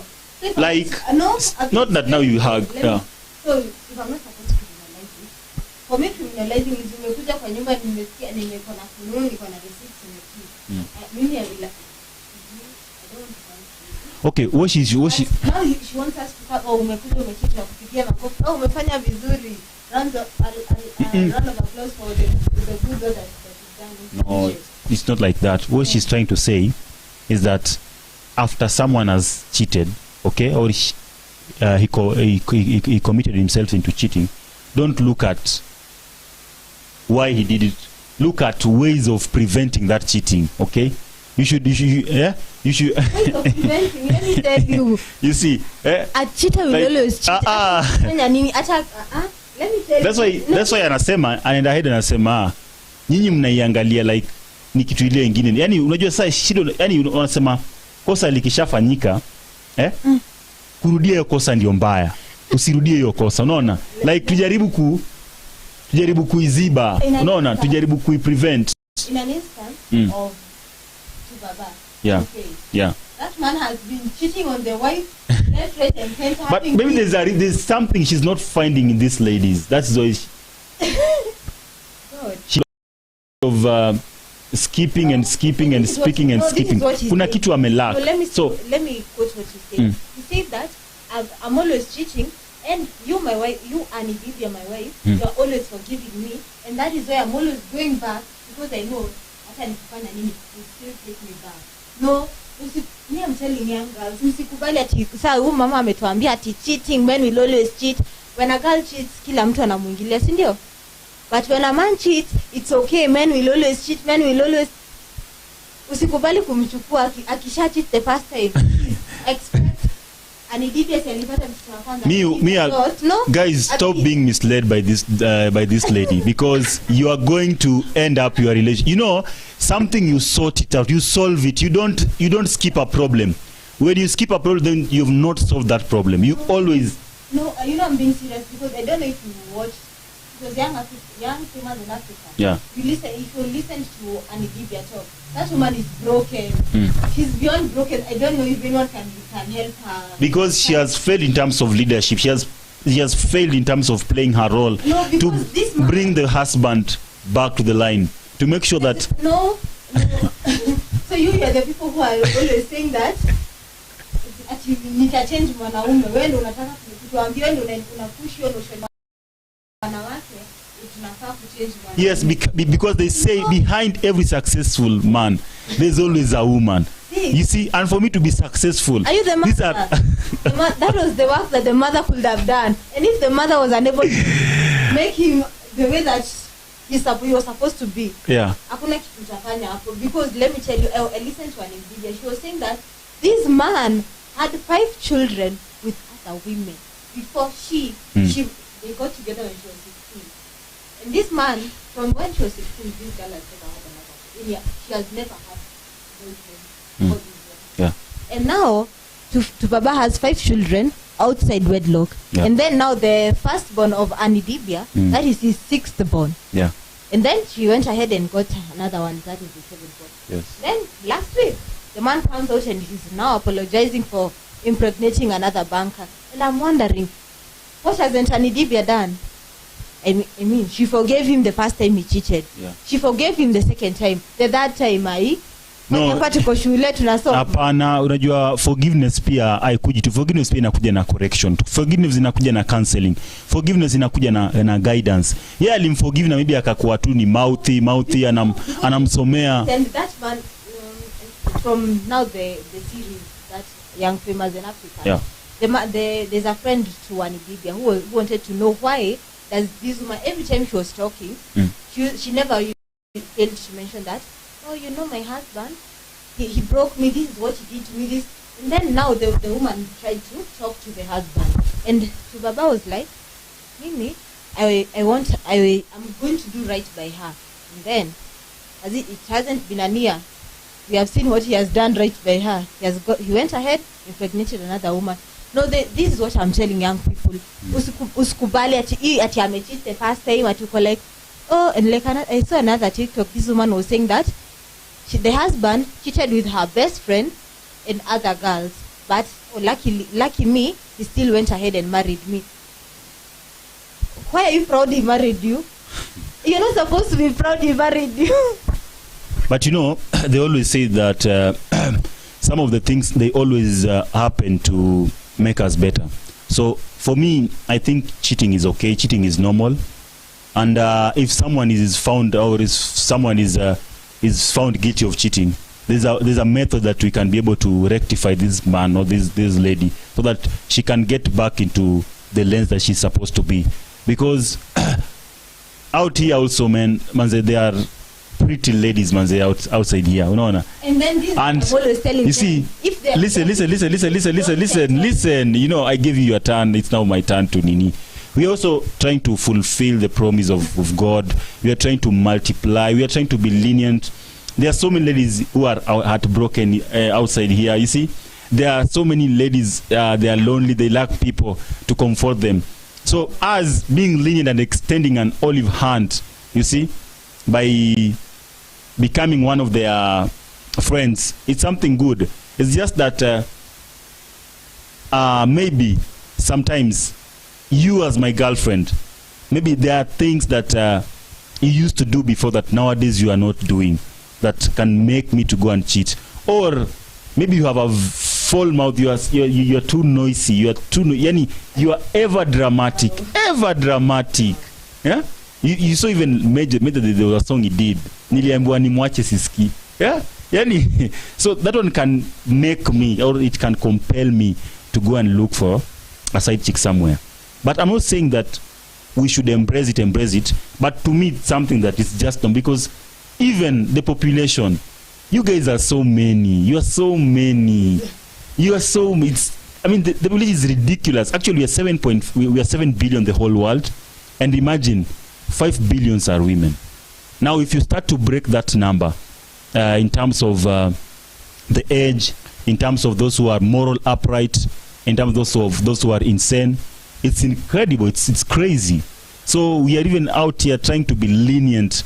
We are trying to do what God gave us, you see.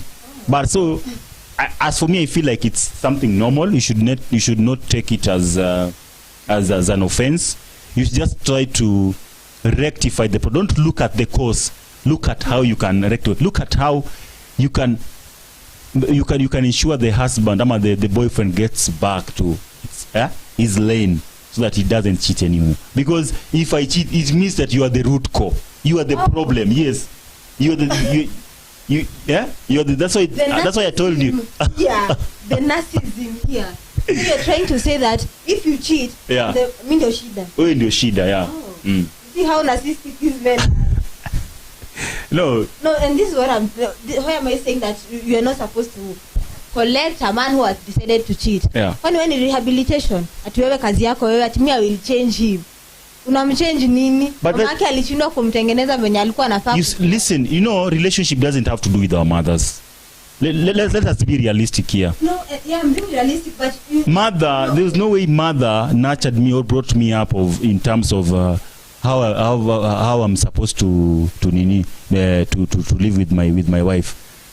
It doesn't come. You know, there's some things that we will teach ourselves. You see, and like your lesson tatokea. Decided to teach yourself to be a cheater. No, out of all the people that have taught yourself. No, it was just an opportunity that came because you messed. So when you messed, another opportunity came. So I could not think twice. I just had to go for it. I had to go and grab that opportunity. You're so narcissistic.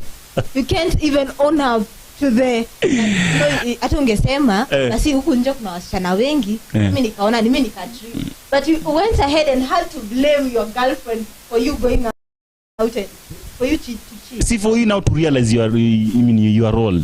It's for you to realize your role, so that you put me on check and balances. You keep me on toes. You ensure that what is it that I lack here that can make me to go there. You need to do your research.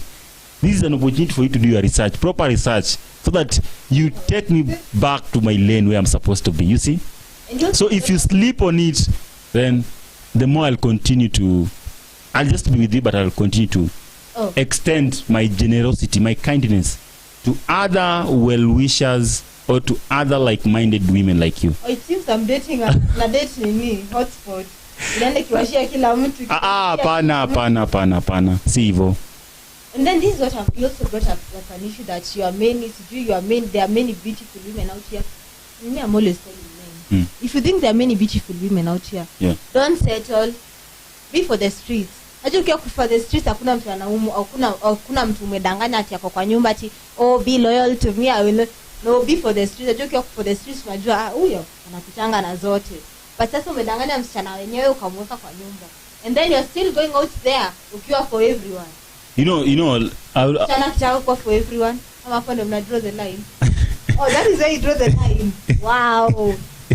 Wow. You know, even if I take you back in the African setup or the traditional African setup, and it's still there. Even if you look at in terms of religion, our Muslim brothers, even if Christianity, we are allowed, you know. No, Christianity are not allowed. We are allowed to have more than one. Who signed it? I'm not wrong. Not Christianity. That is a law that he But passed. he's a president. Not as a Christian. He's a Christian. He's a Christian. But he didn't pass it on the laws that as a Christian you can have more than one wife. No, he didn't pass it as a law in Christianity. He just passed it. He's just signed it. Yes, but he's a Christian, so we are following him. So we are following that rule. We are following that law the way he it have is. two wives, the president. As per now, we cannot tell, but let him just exit that office. When you will see a lot of dramas. You will see the women that will be coming out to claim. Yeah. I asked you a question you didn't answer. Yeah. As your girlfriend, because you've decided that now you're going to share yourself. No, I've not. I've said myself with everyone else. Because you are not supposed, because there is a way in which you are my assistant, so it is you that is making that house to be firm. You decided that mimi sijui kazi vizuri can decide na kuitafutia assistants wengine. Hapana, si hivyo. Sasa si wewe nimejaribu mbinu zingine mbadala uski. Unaona? Sasa nimeona badala nilete kizaza, nimeona kuna potential kwako. That's why bado nakuitain pale. Unaona? Lakini bado naendelea ku extend services. Unaona? Hii essential services najaribu kuextendia kwa watu wenye hawana. Lakini bado niko na maana nimekuweka pale, urudi back to the drawing board. Uanze uko na ile tunajiita interpersonal communication. Where did the rain started to beat you? Okay? Me as Helen. We don't be lenient with me. Ukiona kuna kitu sijako ati kitu moja hivi, uniambie niende nirudi. Man. Guys, what's your view about this issue about men?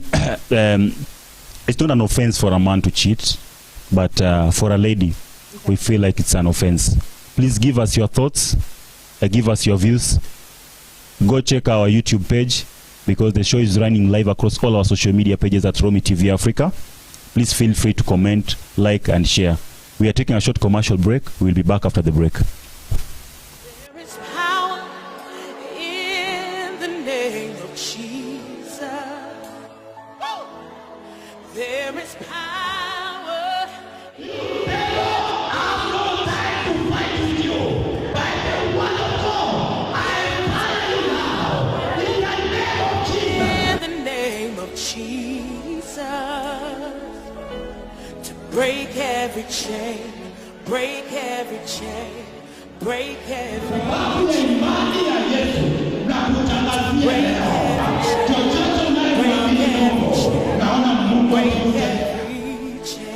Let's say it together, there is power. Well, guys, welcome back to Romy TV Africa. This is Chat Sport, where we deal with topics that affects the youths. And today we were talking about cheating. Sorry, we were asking, is it an offense for male gender to cheat? Because for women, it's very legal. I mean, it's very legal. Women are not supposed to cheat in a relationship, but men, we allow them. And earlier, before we had discussed on the basis that can make a man to cheat in a relationship, we said that number one is the gender, the population.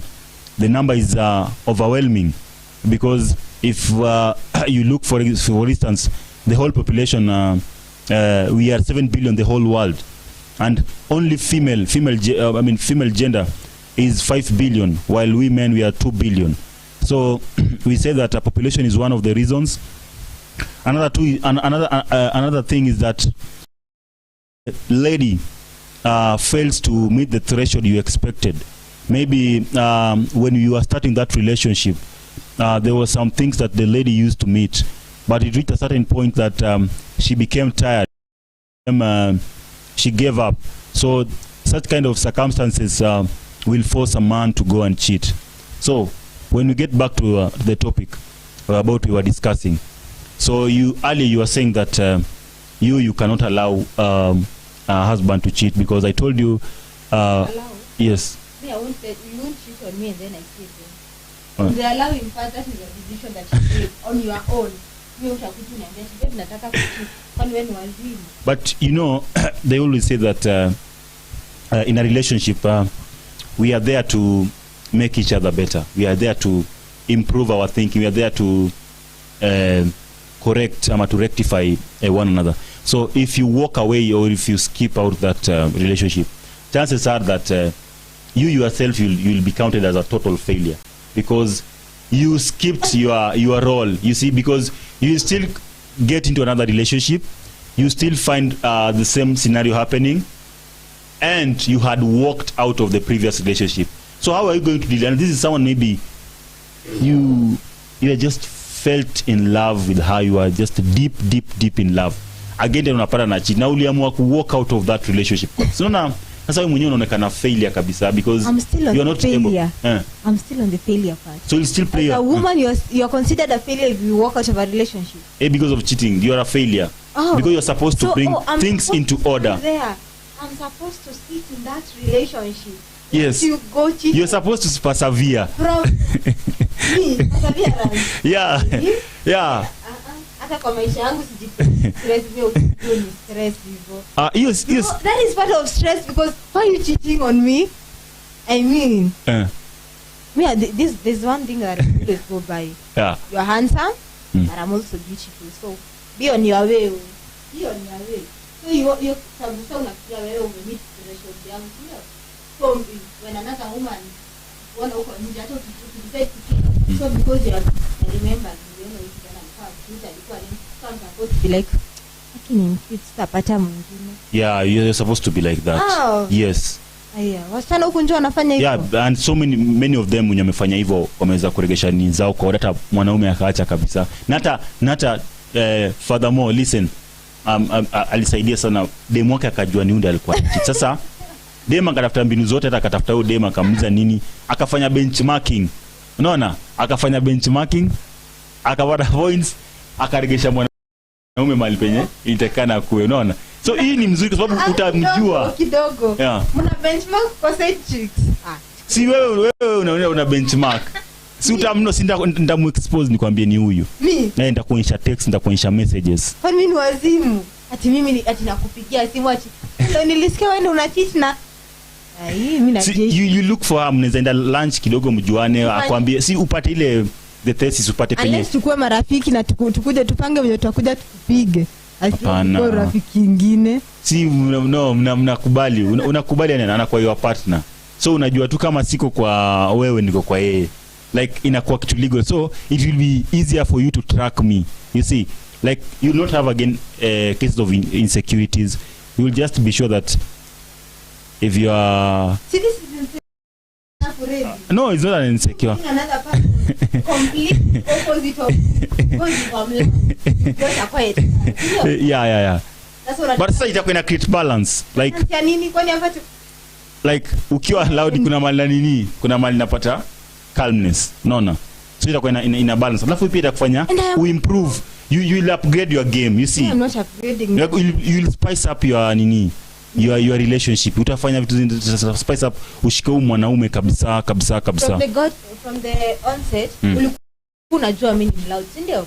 Kama ulikuwa unataka wewe mwenye ana bring calmness juu nini, ungeenda umpate huko, si hapa mimi hapa. Lakini you know some things zinakujanga later. I'll come to discover them later when I'm with you. I cannot discover it maybe on 1 month, 2 months. It takes a long period of time. You see, some of your true features, your true character, or my true character as per me, you will know them in a matter of time. It will take a duration of time, you see.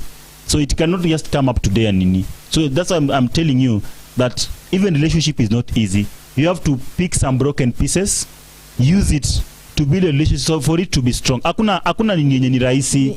No, hakuna nini yenye ni rahisi. I know, najua kila kitu ni ngumu. Lazima kuwe na ups and downs. On the struggles that I have decided that I have chosen, cheating is not part of the struggles. Yeah. It as IOC struggle minimum.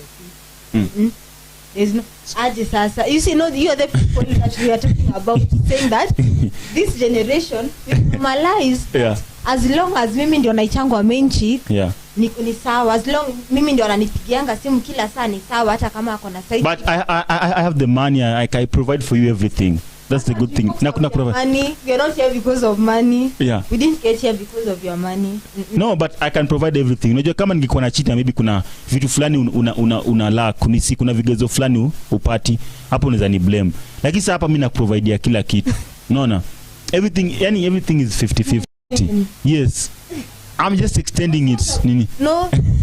What I'm getting from you is a girl is supposed, or a woman is supposed to be very privileged when she's with a man who can be able to provide. Yes. Even if thank God. Oh. Thank God. That's a good Samaritan. That's a heaven sent guy. So mimi sasa niko hapo ninaringia wasichana wengine. Najua ile boyfriend yangu ananibaianga hivi. Yes. Hapo kwa DM za marafiki wangu wote. Hapana, si wote. Mmoja tu. Kwa DM yake. Yes. So unakuwa proud. Unaona kweli ni man is a man enough. Oh, so ameenda kuprove man uko kwa DM zake. No.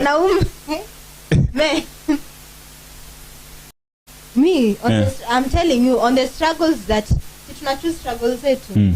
Cheating si part of the struggle. Wacha tutesekewe hizi vitu zingine tuko tunafanya vitu. Wewe huwezi cheat mwanaume, wewe upate mwanaume mwingine mwenye yako wealthy yako nini. You cannot cheat. Kuacha niende. But maybe this guy mimi nitakuacha niende kama nimeona ule ni mzuri, lakini hiyo part hiyo si ni watu wazima, si wangu kuseme basi mimi bila nani sitakupiga. We are talking the reality. You know, even nowadays we cannot avoid it. There's scenarios where maybe a lady and a gentleman, they are in a relationship, and we've even seen it is numerous. It's outside here, it's in the public domain. So a lady can volunteer to go and sleep with a mubaba to get money, and then she comes back and continues the life with the man, and it's not a big deal. Same to a guy, aende huko atafute sponyo malale naye apate do nini. So ni kitu ambazo zinafanyika, yani wamenormalize. So ni vitu ambazo na bado wako sawa, wanaelewana, sio watu wachana. So ndo kuna kuleta kwa hiyo example na kuuliza kwamba shida iko wapi. Umepata mtu na boyfriend bado pia kuna potential, na nimekwambia babe, enda tu ni, lakini at the end of the day si bado wewe ni wangu. Unaenda huko mnani kidogo na mbaba, mnapata mna have fun, mnarudi bado mnakuwa tunaye. Shida iko wapi? Na yeye mwenyewe amekupatia liwe. What is the problem? Unauliza hiyo swali? Yeah. As if you are not a man yourself. As if you are not a man yourself. Because I mean we know all men. Hakuna mwanaume anaweza sana timisa girlfriend yako ametoka amekuacha hapo ameenda akona mwanaume mwingine. We know you do things that always expect mtu mwingine akifanya kitu kama hiyo utakuwa broken. But it's there right now, it's there. Unajua sasa hakuna kazi, so job imekuwa noma. Wewe sasa demu yako akuja kuambia mimi nimepata chali mwingine huko. Yeah. So unataka niko hapa weekend, niko huko weekday, ama niko hapa weekdays, niko huko weekend, uko sawa naye? Okay, mimi ita depend tuko kwa situation gani. Kama tuko kwa down sana, unaona, kama niko kwa ile situation niko down kabisa, maybe seme unaona on your part inafaa depend, lakini for me inafaa kuwa like normal. Ni sawa, boyfriend yangu lazima atacheat, mimi nafaa ku understand. Hapana, mimi vitu zingine hapana. Msikubali vitu zingine. Nyinyi ndio mna normalize hii toxicity kwa hii generation. But it's not the toxic. Even you women, you are toxic. Most of you are toxic. You are very toxic. Nyinyi ndio unajua watu tunasema wakisema tunaenda binguni, sisi wanaume tunaweza ingia binguni. Vitu mnatufanyia Ikanairo. Umefanywa nini? Siku kula fare, siku block number. Sijui nini. Yaani umetufanyia vitu mingi sana yani. Blocking number. Na block number kwa nini? Sasa niko kwa relationship, si ndio? Mara upik sim blue tick, grey tick. Nimekwambia niko kwa relationship. Bado kijana anaingia mimi na mblow. But siku na wengine huwa mnatumia vigezo tu, yani mnajaribu ku play hard to get. Unaona? You're trying to play hard to get, then baadaye mnaingia box. So unajua obviously mtakangi kumuingia box haraka. Unataka kucheza na akili ya huyu mwanamume kama ako serious ama nini. Unaona? Sasa si wanaume tumepitia vitu mingi sana. Sasa hiyo ndio reason ya kucheat. Ama hiyo ni reason ya toxic women. Hiyo reason ya toxic women. Do you know toxic? We feel devalued, we feel demeaned, we feel unsupported. That is not toxic. It's still toxic. That's according to, but for me it's still toxic because it has made boy child to feel so demeaned, be like the laws unakuwa demeaned na unijui. Hapana, lakini bora basi ulinipea namba, tumekuwa tuna have conversation vizuri, baadaye ukaamua kunini. Then what was namba yako basi nikatie mwingine. Ungeenda ukatie mwingine, mbona ulinibo? Singelevia wapewa ni nile niko like sisikii kumwambia stampe namba, acha nimpe ni akini text hivi na below. Then what was this? Sungekuwa tu ungesema tu mapema from the way. Nilikuwa naogopa nitukane mbele ya watu kwa sababu na vitu zilibadilika. Sikiza hakuna kutusi mtu. Oh. Basi ni wewe umebadilika liko huku nje. Jana atakuongelesha umwambie hapana mimi anda kutukana naenda nashindwa. Niweke yako umechange chochote. I think hawa kuna problem. They have their problems. Ndio sasa because siku anataka mtu aniharibie siku niko like acha nimpe namba. Akinipigia tu hivi block. So unfortunate. So guys, we thank you so much for watching this program. It has been Chat Sport. Tomorrow same place, same time. Up next is Game Zone with me and my other panelists. You can follow me on my social media pages as follows. Instagram and Twitter is at Collins_KE, while on Facebook is at Mark Collins Ochieng. Tell them yours. And you can follow me at Helen_Njeri_Washira on Facebook, TikTok, Twitter, and also on Instagram. And you can follow us at Romy TV Africa on all our social media handles, and at Romy TV Africa on YouTube. Subscribe, like, comment, and share. Keep watching Romy TV Africa, because Romy TV Africa is where we keep hopes alive. Thank you. There is power in the name of Jesus. There is power. I'm not trying to fight with you. By the word of God, I fire you now. In the name of Jesus. In the name of Jesus. To break every chain, break every chain, break every chain. Break every chain. Break every chain. Let's say it together, there is power. Come on. Hi guys, welcome back to Romy TV Africa. It's now time for Sports Zone, and we are going to talk about we are going to talk about sports.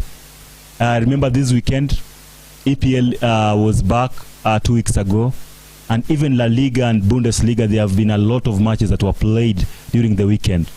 So my name is Collins Ochieng. You can follow me on my social media pages as follows. Instagram and Twitter is at Collins_KE, while on Facebook is at Mark Collins Ochieng. I'm not alone. I have my pundit whom we are going to analyze matters across the sports. Welcome. Thank you. My name is Nesmo Tonga. You can follow me on Facebook or Instagram as Nesmo Tonga. Thank you. Yes. So, bro, on Friday this week, last week, sorry, we discussed about the matches that were going to happen in the Premier League. And I can say that you are very lucky, because all your predictions in the big six and in the big six clubs, they came to happen, or they occurred. It's just apparently that Chelsea, they suffered a defeat. So I think we'll begin with Chelsea being defeated. Did you watch? I hope you watched the match.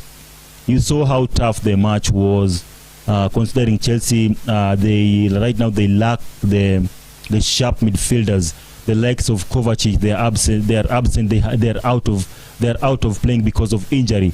The likes of N'Golo Kante, and yesterday they were playing against a very tough team, very opponent team, that is Leeds. And when the Premier League started, so far Leeds, there's no match that they've lost. They've won all the matches, and right now I think they are when I look at the standings, Leeds right now, they are number 3 at the table. Okay, they are 7 points, meaning they've won 2 matches and they drew 1 match. So what do you have to say about Thomas Tuchel and his side, because it was a big blow for them? First of all, you understand the biggest game before they played the Leeds. The coach was given a red. Maybe say that it played a role.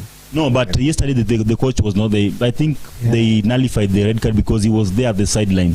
He was there. Yes, he was there. I cannot explain what happened to Chelsea. It came out as a blow. It came as a blow. Yeah. But don't you think like they are lacking a striker because Timo Werner went back to Leipzig, that is Bundesliga, and we also saw Romelu Lukaku being loaned back at Inter Milan.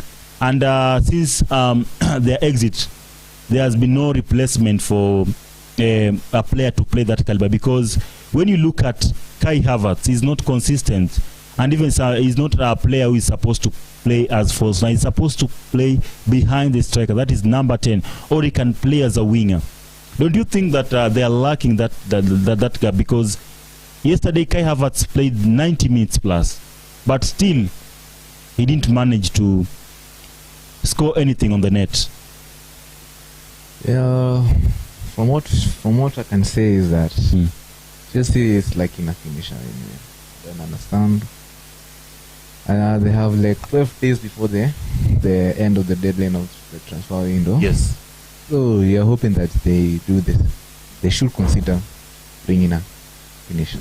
They should consider bringing Cristiano Ronaldo to the club. Yeah.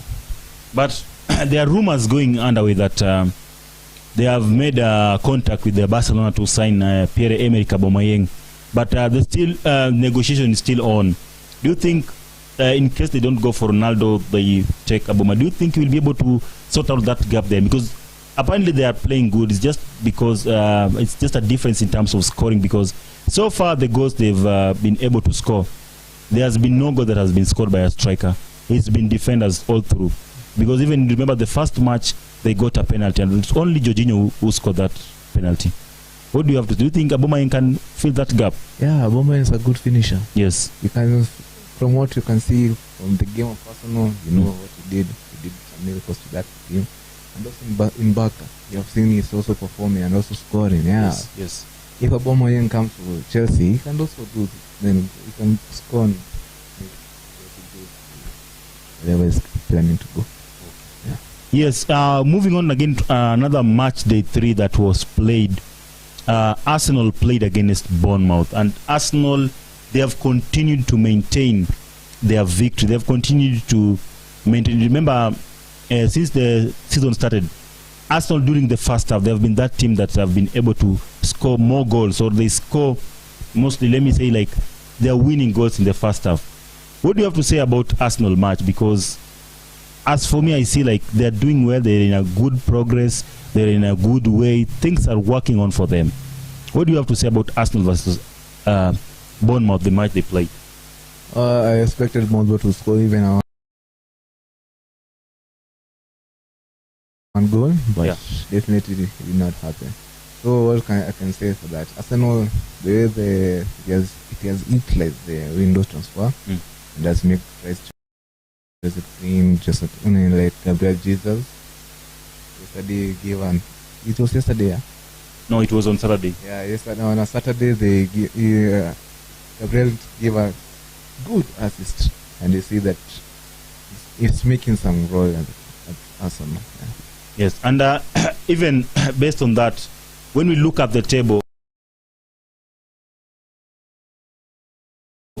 even we see that Arsenal are still doing well, because right now as we are talking, they have 9 points, okay? Yeah. And they are followed by Man City at 7 points, Leeds and Tottenham, they are tying. And even in terms of goals, so far, Arsenal have scored 9 goals so far. So what do you have to say about this? Because it seems like Arsenal, everything is working well. They have enough players to play. The players they signed, they adapted to their mode of playing very faster. Do you think Arsenal, can we say this time they are ready to battle for the English Premier League title? Let's say it's too early. Yeah, because you remember the last season they started. Yeah. Man U was starting very well. Yeah. But you know what happened to the season. Yes. So let's stay and let's say let's support the league and go for the best. Okay. Yes, another match again that was played during the weekend. was Man City versus Newcastle. And this one also you didn't predict well, so your prediction also nobody was able to predict a draw, but they went to Newcastle and they drew. What is your take about this thing? We have the likes of Erling Haaland, and what do you have to say about it? And the exit of the likes of Nani, this the defender CDM Fernandinho. Can't comment about Man City versus Newcastle. I have a comment from that. Say that. What I can say is that I watched that game. Yeah. And we had a lot of chances of winning that game. Yes. I don't know the finishing. When it was coming to finishing, Haaland missed many chances, and also Gudagon. But you can say Gudagon tried, and also Kevin De Bruyne did the best. Yeah. But people have been talking about this match because when you compare Pep Guardiola before and the season, you find that like last season, Pep Guardiola did not get his first draw during the first few matches that have been played. But this time around, it's a bit shocking because even this match they were almost losing. What does it tell you that Premier League is becoming tough? You don't know your opponent, or Pep Guardiola should now, before the window is closed, he should now again go and try to strengthen his squad to ensure that the loopholes that are arising, they can be sealed. Yeah. Because if you compare last season, for Pep Guardiola to get a draw, it would not be easy in the first, maybe like the 20th or the 21st matches there. But this one was just game week 3, and he's already getting a draw. And he hasn't played against a big club. I was also shocked about the draw. Yeah. I was expecting a win. Yes. Okay, let's say by selling most of the players this season, not playing. Replacement just cost people. And also, see, I don't know what's happening to this beginning of this season, but seeming to be interesting because you can see a team like Newcastle, you cannot expect it to go through Man City. But we've seen Newcastle since the invention of the Arabian, the guy who bought Newcastle. We've been able to see them buying players of high caliber. We've seen them buying players like Filippo Coutinho, players like Kylin Tripper from Atletico Madrid, and I think they deserve a credit for that, because for you to gain something, you also need to reinforce. You also need to deploy other factors that can make you to survive or make you to thrive. Because we can also not underestimate them, because look at those signings, the likes of Trippier, the likes of Nani, the Brazilian player, Coutinho. Don't you think like it's a good adjustment for them so that they can be able also to put on toes these big clubs playing against them? Newcastle is just making some changes, and you can see it's making some sections from it. Yes. And you can tell about the signing of Trippier. Yeah. Who was also a former player of Man Tottenham. City. Yeah. He was a former player of Man City. No, Tottenham and Atletico. No, he's okay. Yeah, in the way he scored, it was also amazing, that free kick. And you can tell, even I'm speechless about what is happening to this Premier League. Yeah. Okay. So, guys, we are going to take a short commercial break. When we come back, we are still going to analyze for you the matches that were played during the weekend. Then we'll take you back to La Liga, where we'll be dwelling on also the matches that were played, and also Bundesliga, where we saw Bayern Munich beating someone overwhelmingly. It was a really, really resounding defeat for the club that was playing for playing against Bayern Munich. People were saying that the exit of Lewandowski would make Bayern Munich maybe to fall, but we are seeing that they are rising giants. Sadio Mane is playing like he has never played before. Keep watching, keep subscribing. This is Romy TV Africa Sports Zone. Guys, give us your feedback. We are taking a break. There is power in the name of Jesus. There is power. I'm so tired to fight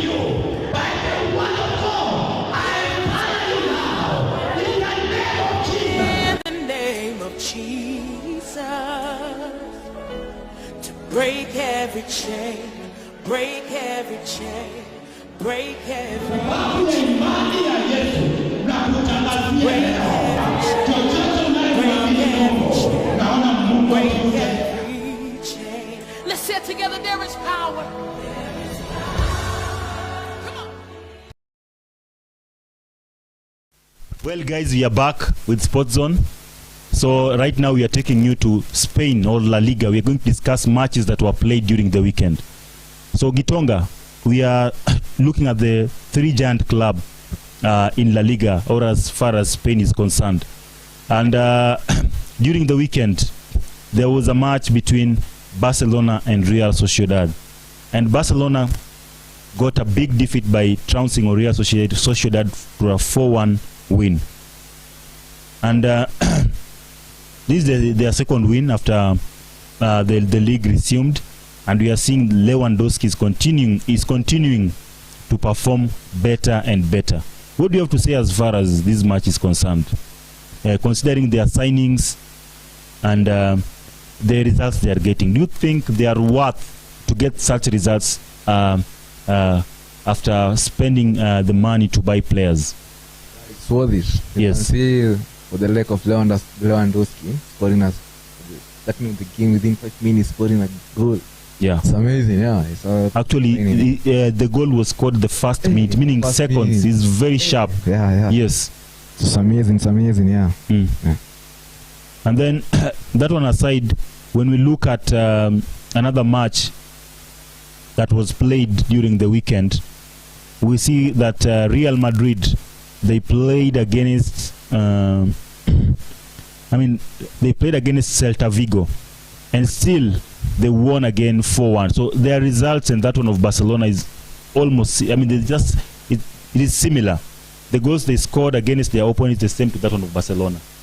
What do you have to say about Real Madrid? And then does this mean that the competition is going to be between the two clubs, because apparently they are scoring a lot of goals? Yeah, we can see there will be a stiff competition depending on what we have seen on social media. Yes. People saying, you see. Mm. Then you understand that between Real and Barca, that's how it's been a rival since a century. Yes. Yeah. Then you see that with me, Barca has done a lot of signing.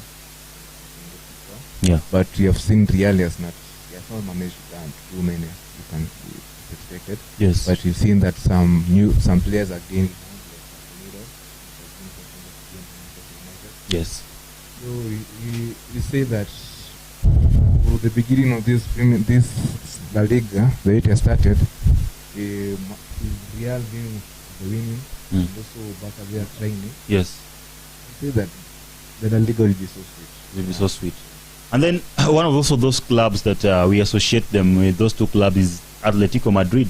They suffered a defeat at their Metropolitano ground, where they were beaten by Villarreal.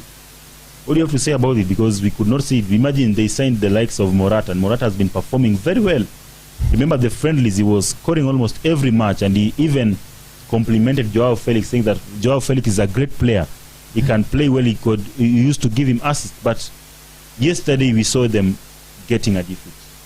You should understand that Villarreal is not a small team. Villarreal is also a big team. Yes. And also you have seen the we are having from the 5 consecutive games, they've been having a win. Even you can tell from the match that they played with Inter Milan, which they had to win 4-2, and say that Villarreal is also a big team and a very good team. Yeah. Actually, for now at the Spain table, Villarreal are the ones who are leading with 6 points, followed by Real Madrid, followed by Real Betis. But now the difference comes to goals. The goal difference. Villarreal has scored so many goals. Okay. Yeah. Now, if we dissociate ourselves from the matches that were played, let's look at the transfer rumors between these two leagues. Remember, in Premier League, there are rumors going on that Manchester United, they would like to sign a player from La Liga, that is from Real Madrid. That is Casemiro, the Brazilian midfielder, is supposed to go to Manchester United. We've also seen clubs like Barcelona. There are rumors going on that they want to sign Bernardo Silva from Manchester City. What do you have to say about these players moving from one league to another? Like, do you think they are going to give the performance we expect them, or they are going to diminish their performance? Because before we've seen players coming, adapting, playing well, but they've also seen many cases that these players, their performances goes down. They decline day by day. They are not able to deliver the way they used to deliver. What do you have to say about these transfer rumors as far as concerned? Let's say, according to EPL and La Liga, those are two different games and tactically different. Yes. So when a player wants to move from EPL to La Liga, maybe he wants to experience a new experience. He wants to have some new experience from to La Liga. So, and we have seen many, they do perform, but others do not do also the issue. Yeah, but I don't understand why. Yeah, maybe game and all the also difficult. Yeah. Yes. Okay.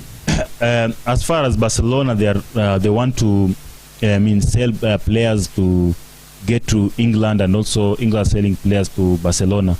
Do you think the England players, like for instance, when you look at a club like Chelsea, they would like to release Alonso to go and play for Barcelona, okay? And same also to Man City to go and release Bernardo Silva to go and play for them. Do you think like these players, because they always say that English football club is the toughest club in the world, if you are able to perform there, then there's no any other league that can defeat you. And we can even see that the likes of Mane, they have now gone to Bundesliga, German league, and is performing very well. But before we go into the league of German Bundesliga, what do you have to say about an English player moving from England going to Spain? Do you think he's going to fit in the squad, or is he going to be benched again? You can say he can perform very well. Yes. But we from an example about Hazard. Yeah. From Chelsea. Yes. That's a very good example. Real Madrid. Yeah. Don't know what happened. Even a penalty did miss. Yes. The previous game, even also. Shock. So let's say they do go low from I don't understand why, but their game also always go down. I don't know why. Yeah.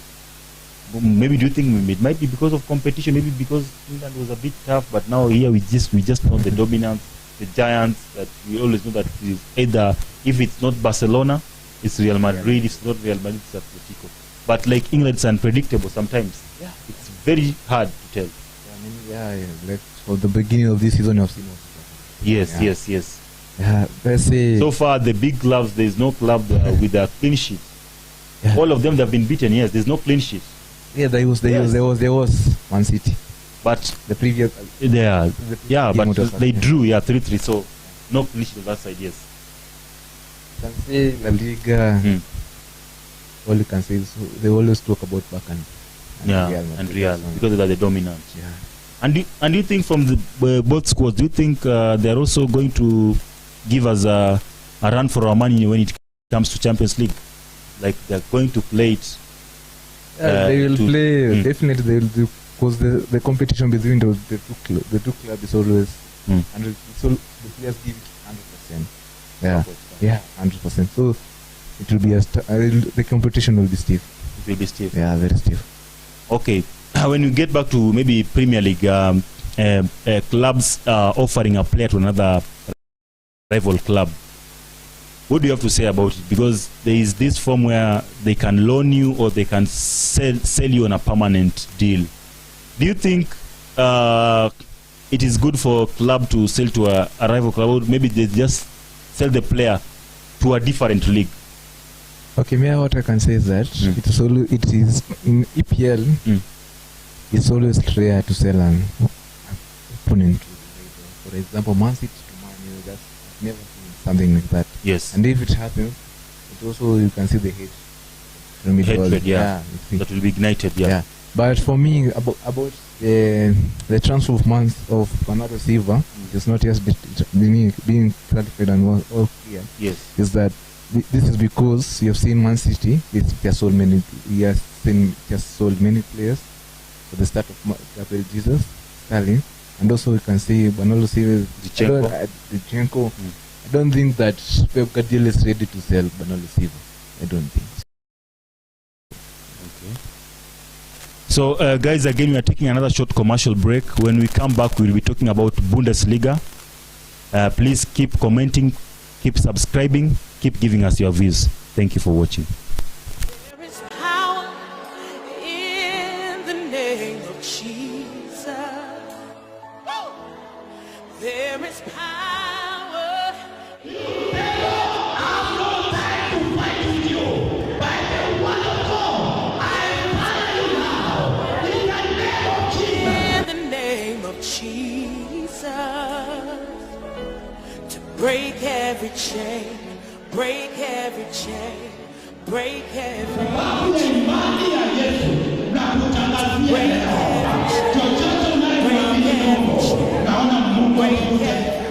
chain. Let's say it together. There is power. Come on. Guys, we are back. Welcome to Romy TV Africa again. Right now, we are going to Bundesliga. We are crossing over to Bundesliga. We are going to talk about Bayern Munich and Borussia Dortmund. The matches that they have played before and how their performance and what we expect from them this season. Because when we look at their graphs, they are performing really better. Day by day, every match, they are proving their prowess in matches. So, Gitonga, when we come back to Bayern Munich, yesterday they played against Bochum, and Bayern Munich, they won that match with big goals, as in we didn't expect, because with the exit of Lewandowski, because that was their main striker, lethal striker, that is the striker that propelled them to win back-to-back their Bundesliga title, and also during the final which they played against PSG, it was still Lewandowski who propelled them to reach that far, because at that time he was the one who was the top scorer for UEFA Champions League title. What do you have to say about Bayern Munich and this signing of Sadio Mane from Liverpool, from England, because he's also performing very well, very remarkable? What do you have to say? For start, I can say Bayern is very lucky to have Sadio Mane. Yes. Sadio Mane is a good player, and it's one of my favorite players in Africa. Yes. And the number one in Africa. Yeah. So Sadio Mane is rare. They are lucky because Sadio Mane is always rare to get an injury, and also finishing is perfect about finishing and scoring goals. Yeah. Yes. So Bayern, we can expect a good and better and high performance this season. Yeah. Because from what we say that EPL it's always the toughest league. Yes. And I can concur with that because you can see people like Sane. Yeah. And also for some performance. Yeah, true. You can see from the previous game, he started scoring for Bayern. Yes. So followed by for Sadio Mane. Yes. So we can say EPL is also it has modified and renewed their player. It has nurtured a player to the essence that he can be able to compete anywhere in any league without any problem. Definitely. And then speaking again of that Sadio Mane, because we see him being consistent, like every match is scoring a goal, and remember, like I was trying to look at their lineup, and so far, since the onset of that league, someone like Thomas Muller, he has not scored any goals so far, he has not netted anything, but the coming of someone like Sadio Mane is trying to show that he is competent, he can be able to overcome, or he can be able to compete with those who have been there. What do you think does this kind of message send to someone like Thomas Muller? Because right now he's being given a lot of game time, and when you look at their front, because they are playing a formation of 4-4-2, so it's him and Mane who are delivering there, as in it's like they are playing a pivotal role where Mane can come and become the false nine and score, or Thomas Muller. But so far, Thomas Muller has not scored any goal since the coming of Mane, but Mane is soaring very high. let's say that there is signing of money, Yeah. and maybe the game has changed, right? Mm. And now let's say Mule is trying to know how to know how to play with money, because money is fast, and also he has not able to adapt to the game of money. So we can say Lewandowski and Muller, there was a sweet combination. Yeah. During that time, yes. During that time, yes. So let's give Muller some time, and also to focus on playing money. Okay.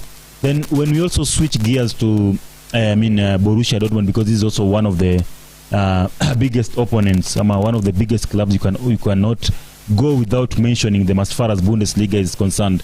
They sold one of their key players, one of their best players, that is Erling Haaland. He went to Man City, but he's progressing well. He's scoring. Even yesterday he scored, but we are still seeing them winning. Do you think Borussia Dortmund, are they going to struggle, or they'll still maintain the lead? Because even the season before, we saw them selling the likes of Jadon Sancho to Manchester United, who has flopped very hugely.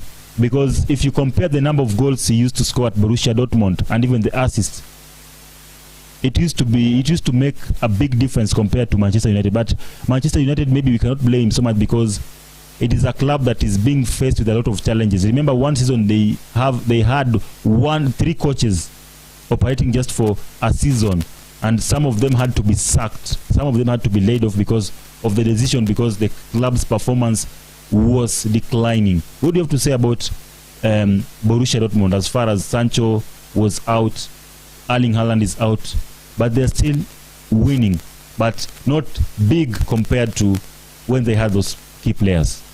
I can say the transfers affected the way they are playing. Yes. So the recent game they lost. Yeah. But they are trying very much, and the game is so difficult to win. But I can say, but they are trying their best. They are trying their best. Yeah. Okay. So as far as those matches are concerned, my also question is to you, when we get back to League One, where PSG is performing well currently, but there's that internal fluid between Kylian Mbappe and Neymar about who is supposed to be the captain, who is supposed to take the penalties. Messi is also there, but Messi seems to not to be bothered or not to be concerned, because maybe age is a factor. So these are still young players, even on this coming World Cup that is set to happen on November. We will see the likes of Kylian Mbappe and Neymar being given a lot of playtime. When you consider him to Messi, yes, Messi still there is the captain, but considering the age, and even he has not been consistent in terms of performance when he came out of Barcelona and went to PSG, Messi. No, that's a lie. But so far, how many goals has he scored? That's a lie. Because he has not performed. When you compare him to the way he was doing, he has not been able to score. How many? Actually, last season he was not even a top scorer. Don't stay about it. Messi the best. The G, the good. But he has not proven, because when you compare him to every game he has played, he has, no matter what game he's in, he must score. The recent game. How many goals did he finish with last season? And who was the top scorer, so that you can be able to? When you're talking about last season, Messi was not given a lot of time to play in the game. You know why. So, by now, every time when he's in the pitch, he has to score. And he's scoring and also giving so many assists, comparing to through the beginning of this season. You have seen he has performed very well. Many assists, so far, even the goals he has performed. He has delivered. But I was talking in an aspect where last season when he went to PSG, we expected him to do a lot. Remember, he went back to his country, Spain, and they were even beaten by Barcelona. Yeah, can you recall that match they played against by Barcelona, and even they were removed in the group stages to proceed with the Champions League? What do you have to say about Messi? And he has been there for long, because we did not see his impact. You should understand, first of all, when he was in Barca, that's the league, you see. So when he came to France, that's another league. And also during that transfer, there was a lot of pressure. So he was not feeling leave back Barcelona. So during that season, he also had to pick up on Adjust. adjust to the changes. Yeah. So during that period, you can understand why he had. So you're trying to tell us that we should expect more from Messi this season to know the Messi we used to know. We'll expect many from him. Yeah, definitely. And then what about the internal brawl between Neymar and Kylian Mbappe? From that, my friend, I have no comment from that. Really. Can. But as per you, whom do you feel should take that role or that position of maybe in terms of penalties? Because those are the things that they are having division in the dressing room.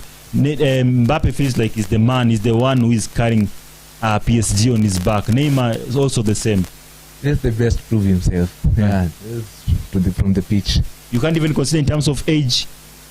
Age definitely with Neymar. Yeah, it is considering about Neymar. If it's age you're talking about. Yeah. Okay. So let's get back to the match that is going to be played today. The biggest match, that is two rivals. It's called the Devils, the Devils rivals, the Devils derby. That is Liverpool versus Manchester United. What is your expectation? What is your match build-up? What do you expect in the lineup? Whom do you expect to start? Whom do you expect not to start? Okay, definitely expect in terms of Manchester United. Yeah. We expect Eriksen, the likes of Dalot, Rashford, Sancho, and also Cristiano. Yes. But the side of the Liverpool they expect somebody like Firmino, yes, Salah, Van Dijk, Alisson, and the goal, stuff like this. Yeah. So what's your prediction? I know it's gonna be a tough match, not easy. Both sides, one has lost, one has drew. And if we compare their previous match, that is the friendly match before the Premier League resumed, we could see Man City, Man U. They beated Liverpool 4 goals. It was a very, very remarkable defeat. It was a good start for them, because that one would indicate that they were going to challenge this title like nobody's business. They were going to go for it, but all of a sudden, 2 defeats. 2 defeats consecutively. Yes, consecutively. Don't you think like this one is going to maybe make the players lose hope a bit? Like they won't play with that zeal or that energy? No. Okay, today's Twitter, I just saw some tweet from Alex of Rashford and Eriksen. Yes. Saying that big games, it seems that they keep more pressure in that game. Momentum, yes. Yeah. And also, you remember from the video you played last time. Yes. Klopp talking about it. Yeah, I remember. Yeah. So I think this match we'll see a very competitive game, and we'll say that. So it's gonna be a thrilling match. Yeah, very. But you remember Nunes was given a red card. Yes, I remember. So they lack Nunes. Yes. Yeah, Nunes. Yeah, got Jota is not playing. Yeah. So is Rashford fit? Yeah, Rashford is fit. The person Sancho is also fit. Okay. Marshall not well communicated about that. But we expect a win from Manchester United. So personally, you go with a win. You feel Man U will win. Yeah, win or a draw. Or a draw. But if Maguire will not play, personally, I think Liverpool is gonna win, because now they suffered a draw. They've drawn 2 matches, and then also to avoid that embarrassment that you gave them during the pre-season, the friendly matches. So they are going to use all means to ensure that they get a win to get back to their winning lane. You should understand that when the season was ending, Liverpool gave.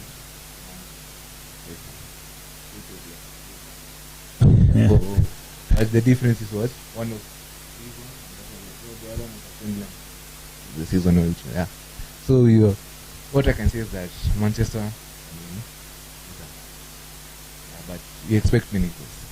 Yeah. So we cannot argue for that. That one we leave it today at Anfield Stadium. Is it at Anfield or at Old Trafford? It's home. It's at Old Trafford. Yeah. So we leave it at Old Trafford. We will expect to see who is going to win, guys. So guys, thank you so much for watching Sports Zone. I'm your host, Colin Socheng. You can follow me on my social media pages as follows. Instagram and Twitter is at Collins_KE, while on Facebook is at Mark Collins Ochieng. Please keep watching this channel, that is Romy TV Africa, across all the social media pages. Subscribe, like, and comment. This show is also coming on Friday. We are going again to discuss this match that we have talked about today. That is Liverpool versus Manchester United. And also we are going to, on Friday, we're also going to tackle the games that we expect to be played during the weekend. Keep watching, keep subscribing. Please, you can give your viewer your social media handles. You can follow me, and also you can talk to me through Facebook or Instagram. Thank you. Yes.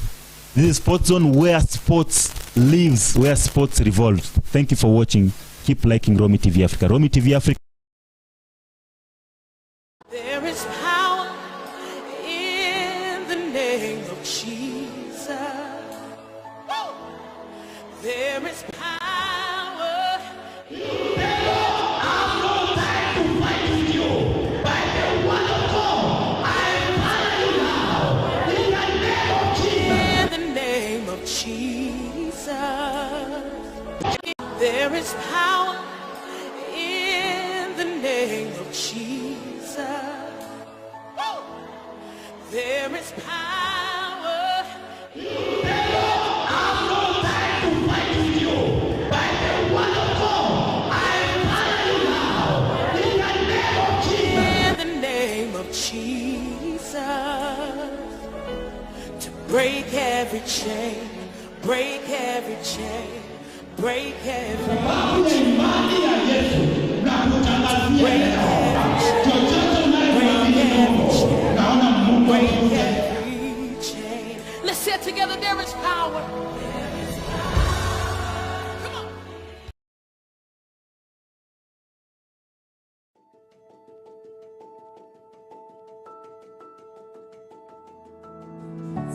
This is Testimony Show on What is Your Story with the Doctor.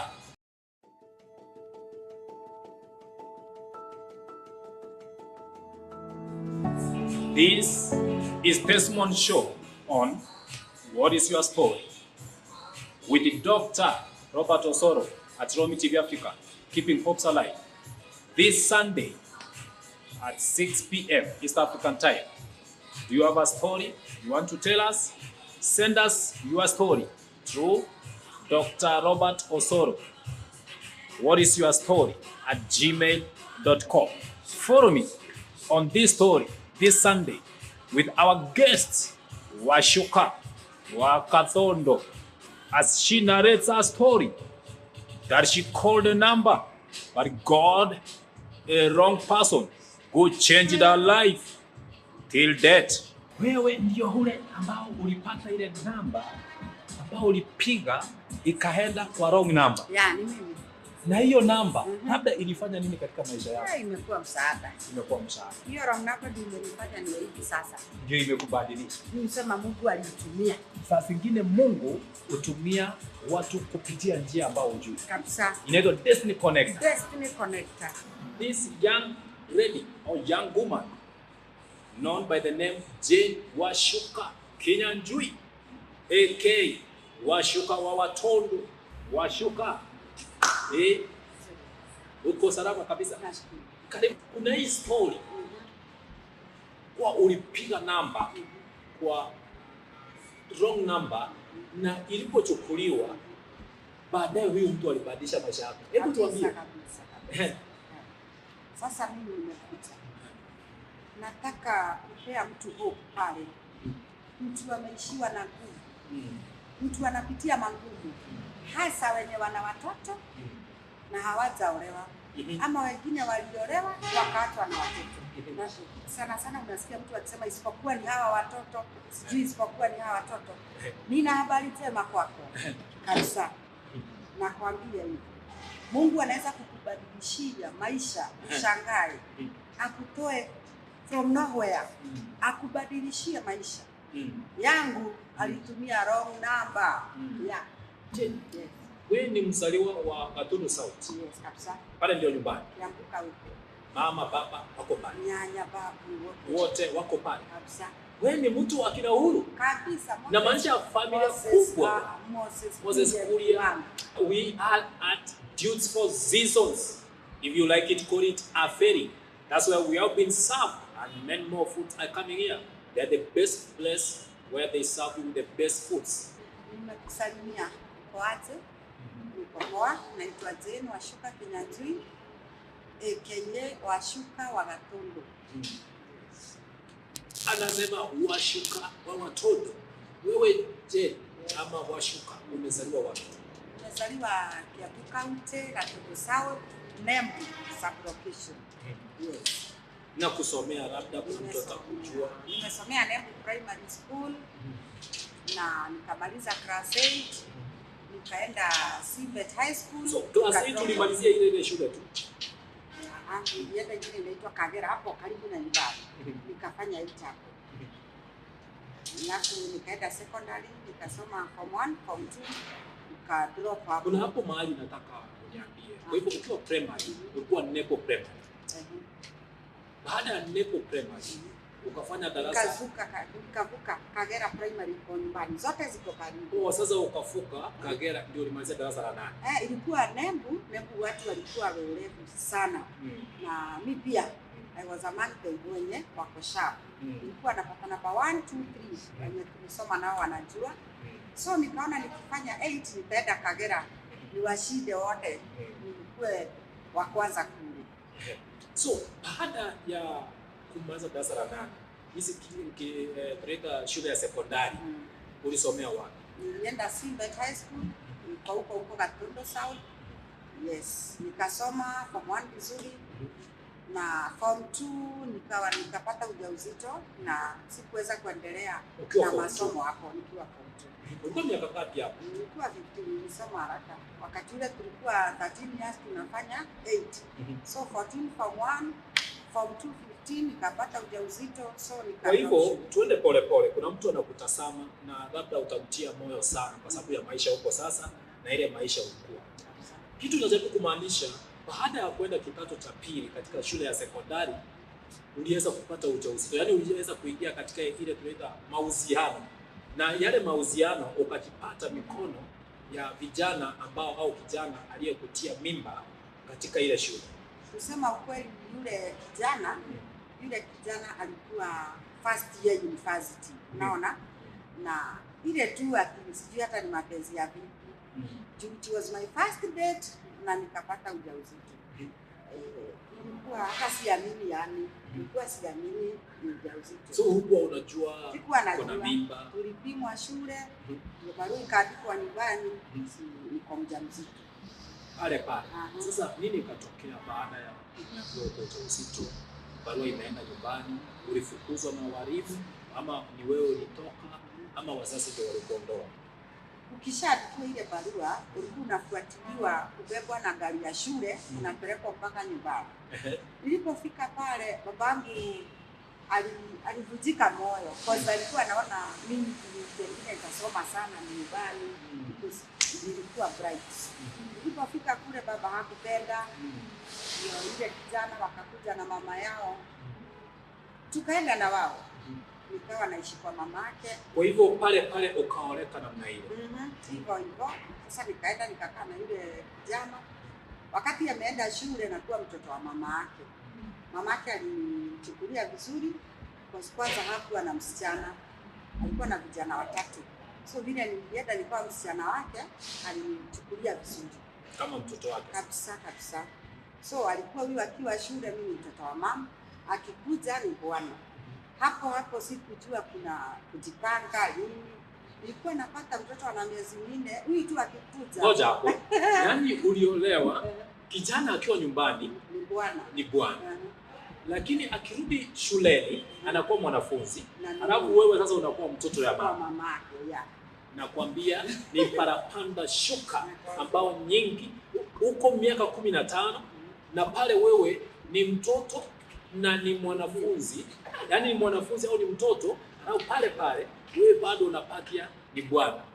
Kwa hivyo mama mzazi alikuchukua kwa chinzi gani? Mama mzazi yeye hakuwa na shida. Baba ndiye alishindwa kukana mimi. Babako mzazi. na babake kijana labda au wazazi wake hawakuwa na shida, baba alikuwa amefariki. Na mama hakuwa na shida kwa huyu kijana wangu ni mdogo, mbona anataka kukuoa. Alifurahi sana sana sana. Kwanza vile yeye ana watoto watatu vijana, amepata msichana na familia inaonekana inaongezeka. Kwa hivyo yeye alikuwa na vijana tu. Kwa hivyo washuka. Sasa pale mama amekuchukulia umekuwa mtoto wake kabisa. Na baada ya kuwa mtoto wake kijana anaenda anasoma, anarudi. Sasa tutarudi baada ya mapumziko madogo au pumziko dogo. Sijui Kiswahili tunasema aje. After this short break we are coming back. Remember it's Rom TV Africa with your host Dr. Robert. Remember this is Desmond Show with Dr. Robert at Rom TV Africa, keeping hopes alive. We are here to keep your hope alive. But what is your story? Share with us. Tell us where you are. The Dr. Robert Osoro. There is power in the name of Jesus. There is power. I've no time to fight with you. By the word of God, I empower you now. In the name of Jesus. In the name of Jesus. To break every chain, break every chain, break every chain.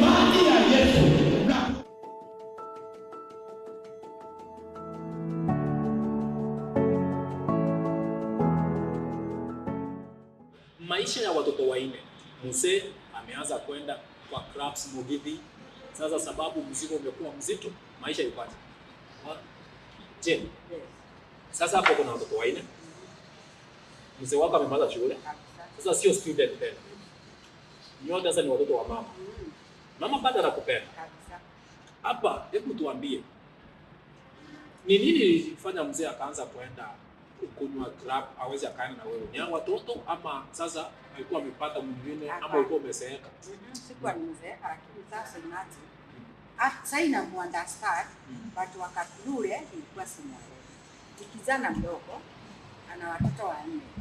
So anataka kwenda outing na mimi hapa na ni watoto wengi. Akawa anaongea, mimi hata sijaoa. Mimi hata nitaoa nikimaliza sijui nini. Nikipata kazi nzuri ndio nitaoa, mimi hata sijaoa. Maisha ilikuwa ikaanza kuwa magumu. Nilikuwa hata fadhali wakati alikuwa akienda shule akirudi. Kwa sasa yuko shule akufii. Tuko pale watoto wa mama wawili, mmoja ni bibi. Kwa hivyo kukura yeye hapo na responsibility sababu mama anawalisha. Mama hapa sawa. Naona kama ananuka. Na wacha nikuulize kwa kamera. Ameoa? Saizi? Saia. Utaongea hiyo story. Kwa hivyo hiyo ndio story ya washuka wa watoto. Now baada ya kuendelea kwenda nje, hebu tueleze story. Nini ilifanya? Sasa shida yangu hata ilikuwa kwenda kuulizi. Hata mimi ningependa lakini nikawa siwezi. Kwa sababu niko na ulezi watoto wadogo. Sasa siku moja wakati nakumbuka alienda Friday akakuja Monday. Nikimuuliza akaniambia wewe maswali kama haya uliza hawa watoto. Mimi sijaoa nikuambia. Sawa. So mimi nikaja. Kwa hivyo ushakuwa bibi ya mamake sasa. Ya amekuweka pale sababu kijana. By the way aliniambia hivyo. Uliolewa na madhe wewe. Sawa. Mimi nikaandikia madam mwingine message. Nikamwambia aje anisaidie kubeba watoto, maisha ni shida haya. Kumbuka kuna tukianza story alikuambia kuwa ilifika kiwango akatuma wrong message. Na hii wrong message ndio inafanya ako hapa. Hebu tusikize story yake ya wrong message to the wrong person. Sasa nikamwandikia Nancy, "Jo, unisaidie kubeba watoto. Kama doa ni hii imenikata." Sasa hiyo niko 23 years. Bado umri mdogo lakini mama, sawa. Ile namba nikakosea moja. Nikatuma 0724 instead of 5, but the rest numbers zilikuwa zote za fanana. Nikaja ikaenda kwa mtu fulani. Akasoma ile message. Akawa yeye naye ikamchanganya kidogo. Akakaa kama 2 weeks. Immediately nilipotuma message alinipigia na akaniambia nimetuma si yeye. Niliona aibu. Nimetangaza shida zangu kwa mtu mwenye sio.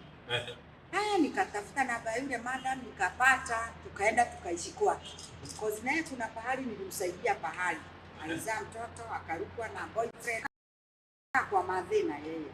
So nilipomwambia twende na yeye hakukataa. Tukakaa naye kwake.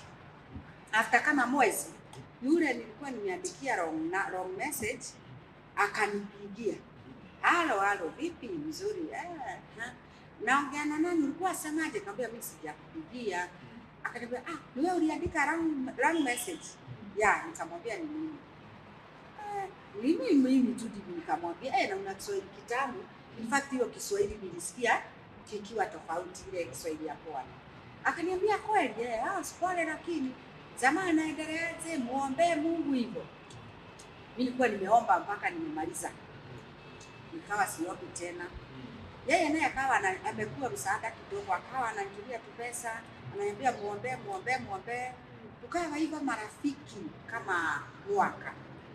Then akaona sasa yule jamaa hanikuji, ndio akakuja na njia ya kunipenda. Kwa hivyo sasa wewe ulikuwa ushaondoka kwa huyu jamaa, ulipotuma ile message kana wrong number, ulikuja ukampata yule mwanadada ulikuwa unataka, alikuja akakuchukua. Ukaenda kukaa na yeye. Sasa huyu jamaa alipokuja akaona hii muda umeenda sana, akaona huyu mtu hatarudi. Alafu sasa yule jamaa yule wrong number ule ni mtu sawa, ni watu wako poa kwao. Alichelewa kuoa. Yaani anaposema ni poa, ni watu familia ya waziri, hatuwezi kudisclose kwa sababu haziwezi kuepukika, lakini ilikuwa ni mtoto wa waziri wakati huo. Kwa hivyo hatuwezi kudisclose kwa sababu haziwezi kuepukika. Sasa yule jamaa akawa amechelewa kuoa akisoma. Sawa? Akaanza kuniapproach hivi kukuja. Jamaa mzuri, hata hakuna mambo ya kupendana sisi tuende wapi. Alipokuja immediately nyumbani na akanioa kabisa na harusi. Kwanza. Jamaa amekuja mpaka Nairobi. Matundu. Sasa amekuja Nairobi kwa Nancy. Si nimeenda kwa Nancy. Nancy sasa umehama kule nyumbani Gadondo South. Nimehama kwao, walikuwa wanaishi town pia. Vijana walikuwa wanaishi town. Sasa umehama kwao, umeenda kwa rafiki yako. Kiasi mko town sasa, huko nyumbani tena kule. Waswahili tunasema bara. Bara siwezi rudisha tena watoto na sababu baba anasema tayari alikataa hiyo mmoja. Alikataa. Sasa wani wanne. Unaona? Sasa kama alikataa mmoja wa aina waweza kukubali. Sasa hii wakati umetoka umeenda wapi? Kwa Nancy. Kwa Nancy. Jamaa amekuja amekuchukua pale. Nani alimwambia ni wewe ulimwambia nataka kuona wazazi wangu ama ni yeye? Sasa akawa rafiki. Tena rafiki mzuri, nikitaka pesa ananipa. Na hanijui hajai niona. In fact alinisurprise siku moja ilikuwa ya Valentine. Akanitumia maua ambayo ilikuwa imenunuliwa 5K. Akaweka mpaka risiti na kimaua hivi nikatumiwa na basi. Golden bus. Mimi nikachukua na nikafurahi na nikashukuru although siku hata namjua. Alipokuja nashukuru Mungu tukaambiana na madam huyo Nancy tunaenda airport tuwalitobia wajana bebe.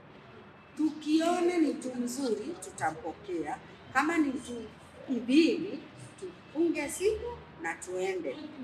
Hata kama alipotoka jamaa mwenyewe wewe pia ukapapika yani kitu. Hata sasa nilianza kujiuliza, Waswahili wanasema umeangukia. Mimi sasa najiuliza atanikubali. Kwa sababu sasa yeye ni kitu na wewe na ukiangalia unaona watoto wanne na tayari, lakini alikuwa anajua na watoto wanne. Nilikuwa si message ile. Kwa tumeongea sana kuhusu watoto. Nilipofika pale, tulingoja pale. Sasa anapiga simu. Halo, unaniona? Namuuliza, unaniuliza kama nakuona kwani nakujua. Although alikuwa amenitumia picha. But niliona tofauti. Akiwa na mama yake. Alikuwa ananiambia tutakuja na mama. Na akaniambia nivae nguo ndefu na nifunike kichwa. Na akaniambia mama ukimuona mpokee shikamoo, umshike mkono ile heshima za huko. Alipokuja mama mimi nikamsalimia, kumbe alidanganya mama yake. Ana biashara iko Nairobi yenye mimi nimefanya hapo na niko na watoto wawili wake. lakini si wake. Unajua watoto ni wanne. Sasa nataka kusema ukuja ukapata wengine watoto wawili ni wake ndio asionekane na yeye mzigo huu kama mkubwa. Akakuja tukampokea tukaenda naye mpaka huko kwa Nancy sasa. Akalala siku moja hiyo. Kulala hapo kwanza alilala kwa kiti. Asubuhi akaniambia nataka tuende kwenu. Mamake sasa ameenda wapi? Tumempasa mama. Tumempeleka ofisi fulani huko kama Nairobi. Tukaenda tukamwambia tuende. Kapigia mamangu simu. Mama, niko na mgeni wa ghafla. Mama akaniambia sitaki.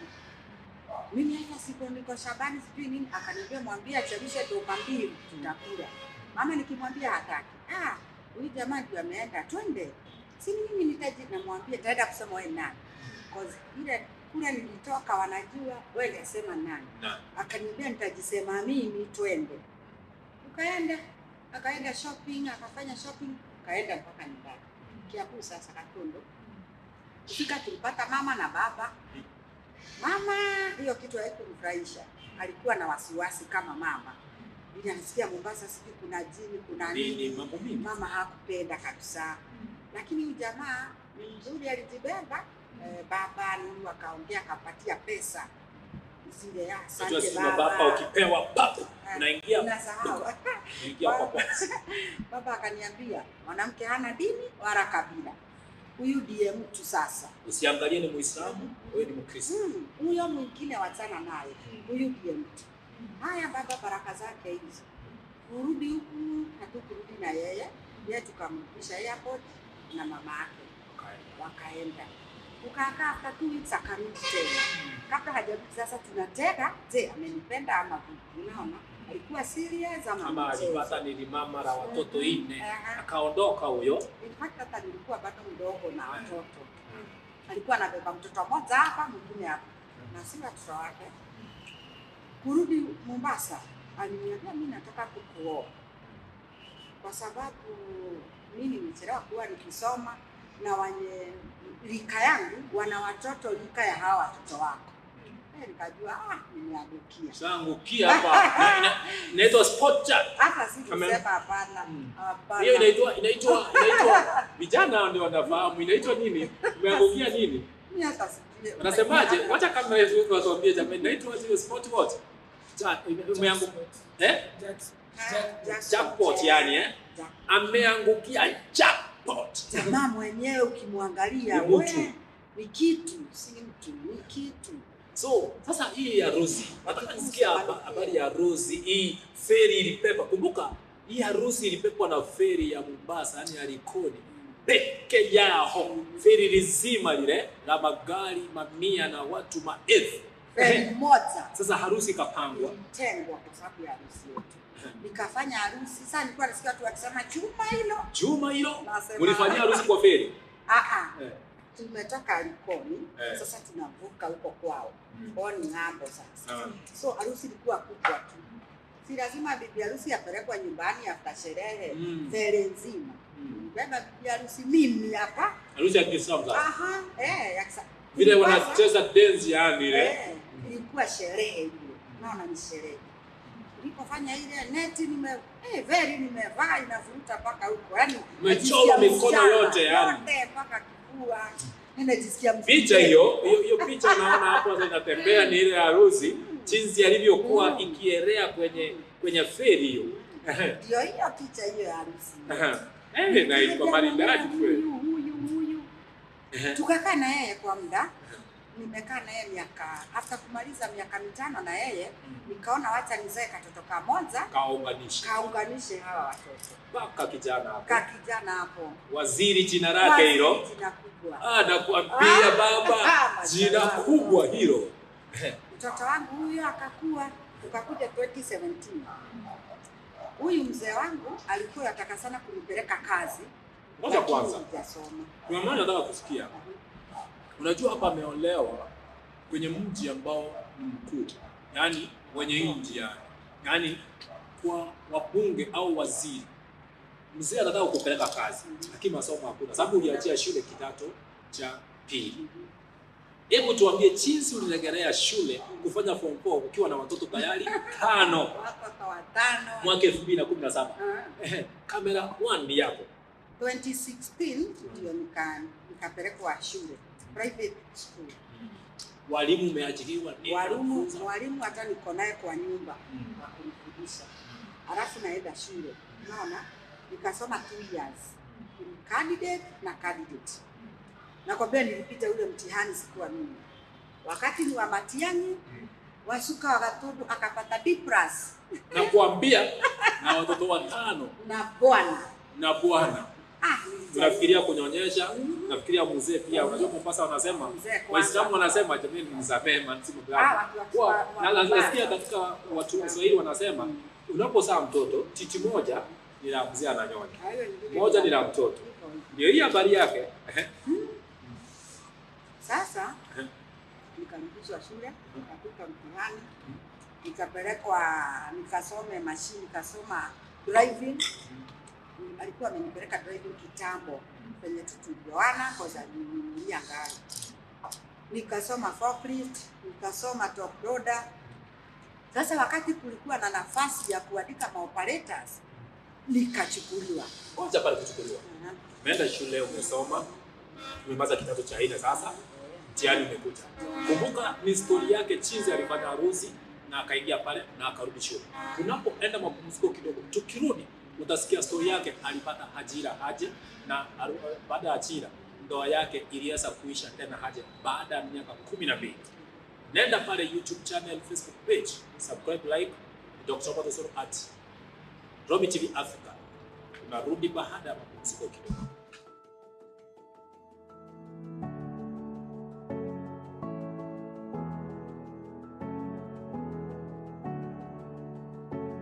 Washuka.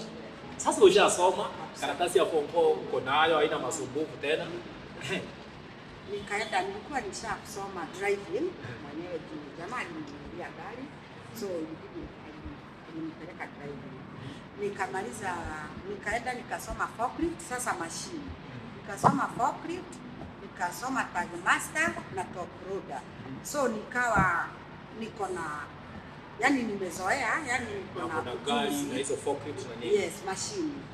So kwa kampuni fulani kukawa kunahitajika nini? Maoperators. Nikachukuliwa. That's airport. That's Kenya Port. Yeah. So nikachukuliwa kazi. Sasa mimi ni machine operator na sababu at least umesomea na una experience. Nimesomea. Form 4 lazima uwe umefanya huko ndio uajiriwe. Na sasa huko nyuma niko na makaratasi ya nini? Ya machine. Ya machine na nini? So nilipo apply nikabahatika nikaingia kazi. Mpaka sasa wafanya pale. Niko pale, tunafanya sote pale na yeye. Sasa mkubwa huko. Yeye mkubwa. Hebu niambie. Uko na watoto 5 sasa. Kabisa. Wale 4 na ule mmoja. Mtoto mkubwa kwa? Mtoto mkubwa. Ameshamaliza shule mabado? Alimaliza. Hata ameenda UK. Alimaliza form 4 akaenda UK. Mtoto wa pili? Mtoto wa pili amemaliza form 4 mwaka huu. Na pia wataka kufuata ndugu yake. Sasa huko kwenye wanaenda ni kwa brother ya baba yao. Unaona? Ile sasa mahali huyu wrong number. Baba ya mzazi. Sasa ndio wanaenda huko. Sawa? Lakini sasa mimi nashukuru Mungu sana. Kwa sababu watoto anawalea, hakuwatenga kuwa hawa siku sana ni saa huyu. Aliwabadilisha hadi majina. Majina ni yake sasa. Wote ni majina yake wote. Hebu kuna story tunataka kusikia hapa. Hii ndoa iliweza kuishi aje tena? Tulikaa na yeye miaka 12. Kuna kukosana ilikuwa katikati? Hadi tulikuwa mapenzi matupu. Unakaa kwa doa nasikia nimefika. Yaani nilikuwa sioni kama kuna kitu kingine naweza ona. Nilikuwa najua nimeolewa mimi hata niko tu. Mpaka ile design zao za Waswahili lazima ukaribishe bwana nipelekwa shule na yeye. Ili niweze nilikuwa niko tu. Niwe naweza kumpokea vile anataka yeye. Sawa kama Mswahili. So nikawa mimi pia ni Mswahili kule. Lakini aliponipeleka ile job, wajoba walikasirika. Mbona unapelekwa na kuna makazi za wengine? Kuna makazi na wengine. Wale wajoba wakasahau kulitangazwa kunatakikana nini maoperators. Na wao si maoperators. Na wewe ulipelekwa sababu ni operator. Yeah, mimi operator. Sasa ndio ananiambia muda unayoelewa. Kaingia kazi, watoto bado wako na familia. Kwa hivyo wewe na yeye hata kama divorce bado hakuna ubaya. Tusalimiana, tuongea kuhusu tu watoto. Mimi hiyo kitu ilini affect mpaka nililazwa Mombasa Hospital. Nilikuwa kichwa cha umma. Sasa hivi. Wakati nilipewa ile divorce, niliacha kabisa. Kwa hivyo wewe sio wewe uliitisha divorce yeye. Yeye aliambiwa chagua mara ngapi vitu viwili. Kaa na bibi, tegwa na familia. Wachana na bibi, kaa na familia kwa sababu amekuzidi akili. Kwa nini umpeleke shule ndio mtafutie job? Sasa nataka kukuuliza. Wakati imefika pale, imesemekana divorce upen. Alikuja kaoa. Divorce pia nililetewa kwanza ofisini yake. Ilini affect nilikuwa hapo. Na ameoa sasa. Alikuwa hajaoa. Lakini alikuja kuoa yule mwalimu alikuwa anafundisha watoto. Juu yeye alikuwa naye alikuwa hana mambo mengi. Angekuwa na girlfriend huko angeoa huyo. Kwa hivyo yeye alikuja kuoa yule mwalimu tena alikuwa yule mwalimu alikuwa anafundisha watoto nyumbani. Sasa hivi anaishi na yeye kwa miaka 3 ambao mliachana. Labda tukimalizia, mtazamaji na msikizaji, umeweza kupata hii story kwa baada ya kuachika mara ya kwanza, ile maisha kwa mazuri mabaya, aliingia kupiga simu ambayo ni wrong number, na katika hiyo wrong number wakaingia mahusiano, wakafanya harusi, wakaoana, na baada ya kuoana wamekaa wameachana, lakini watoto wanawalea, na hata watoto wote ule hakuwachukua eti ni wabaya ama nini, bado wako katika wajomba wao na bado wako pamoja. Lakini sasa swali ni je, ni vizuri unaweza tuchukue ukiwa sasa mume wako amekupenda, amekutafutia ajira, amekupeleka shule, amekutafutia ajira. Je, swali langu kutoka kwa Dr. Robert ama Romi TV Africa, wewe unasemaje? Alifanya makosa mzee ama mzee alifanya vyema? Lakini kabla hayo, kuna mahali nataka kumregesha huyu dada yetu Washuka atueleze. Lakini baada ya haya mapumziko madogo nitarudi na nitakuelezea. Welcome back again to Romi TV Africa. Remember, this is Desmond Show on What Is Your Story. I've been having a guest here, Washuka Wawatodo. She has been narrating us our story from starting school from her childhood to her marriage life. And now she is here, got married, and then she divorced. But what is this that she has to thank God for? Through that marriage, she made her to get a job, also to further her education. And today, she has the same job. She has the profession that she got from that marriage. The communication is excellent. But now, she is here. Let's hear from her. Baada ya hii ndoa ili kupeleka namna gani? Sasa umeletewa divorce kwa mumeachana. Ilikuacha wapi? Ili affect sana because nilikuwa namuuliza lakini sisi tunapendana sisi. Sasa kama watu hawanitaki si wakae. Na yeye akashindwa kusimama na mimi. Kuchagua, yani to make a decision between you na wao. Akaona afadhali familia. Okay, nikatoa ile divorce nililetewa kazini. Ili affect but nilipewa counseling na daktari mpaka nikarudi sawa. Ulisema ulienda Makadara Hospital. Makadara? Mombasa Hospital. Mombasa Hospital. Nani yeye ndiye amekupeleka ama nani? Hizo kazi kwetu tunatibua hizo. So wakawapeleka hospitali, ukapitia ile professional counseling. Kichwa inauma sana. Ulianza kupitia hii shida kwa muda gani ili ndio sasa uje kuzoea? Ndio nizoea. Nilikuwa imagine ikia fere naona kama itaanguka. Mpaka nikawa naona kama nachanganyikiwa. After kutoa hiyo counseling nilijikubali, lakini shingo upande. Juu wakati wa harusi yake sasa ya huyo mada iliniuma sana, yani sana. But niliomba Mungu na nika move on because nilijiambia, daktari aliniambia wewe jiambie kuwa huyu mtu Mungu alikuwa amekupea ndio akuvukishe pahali fulani. Alikuwa destiny connector, aniconnect mahali, na ikawa ni kweli. So sasa hivi nashukuru watoto wangu wako sawa, watoto wangu 5 sikuongeza na staki, hata wanasoma vizuri shule nzuri, watoto wangu wanakula vizuri. Bado yeye anawasimamia wanasoma?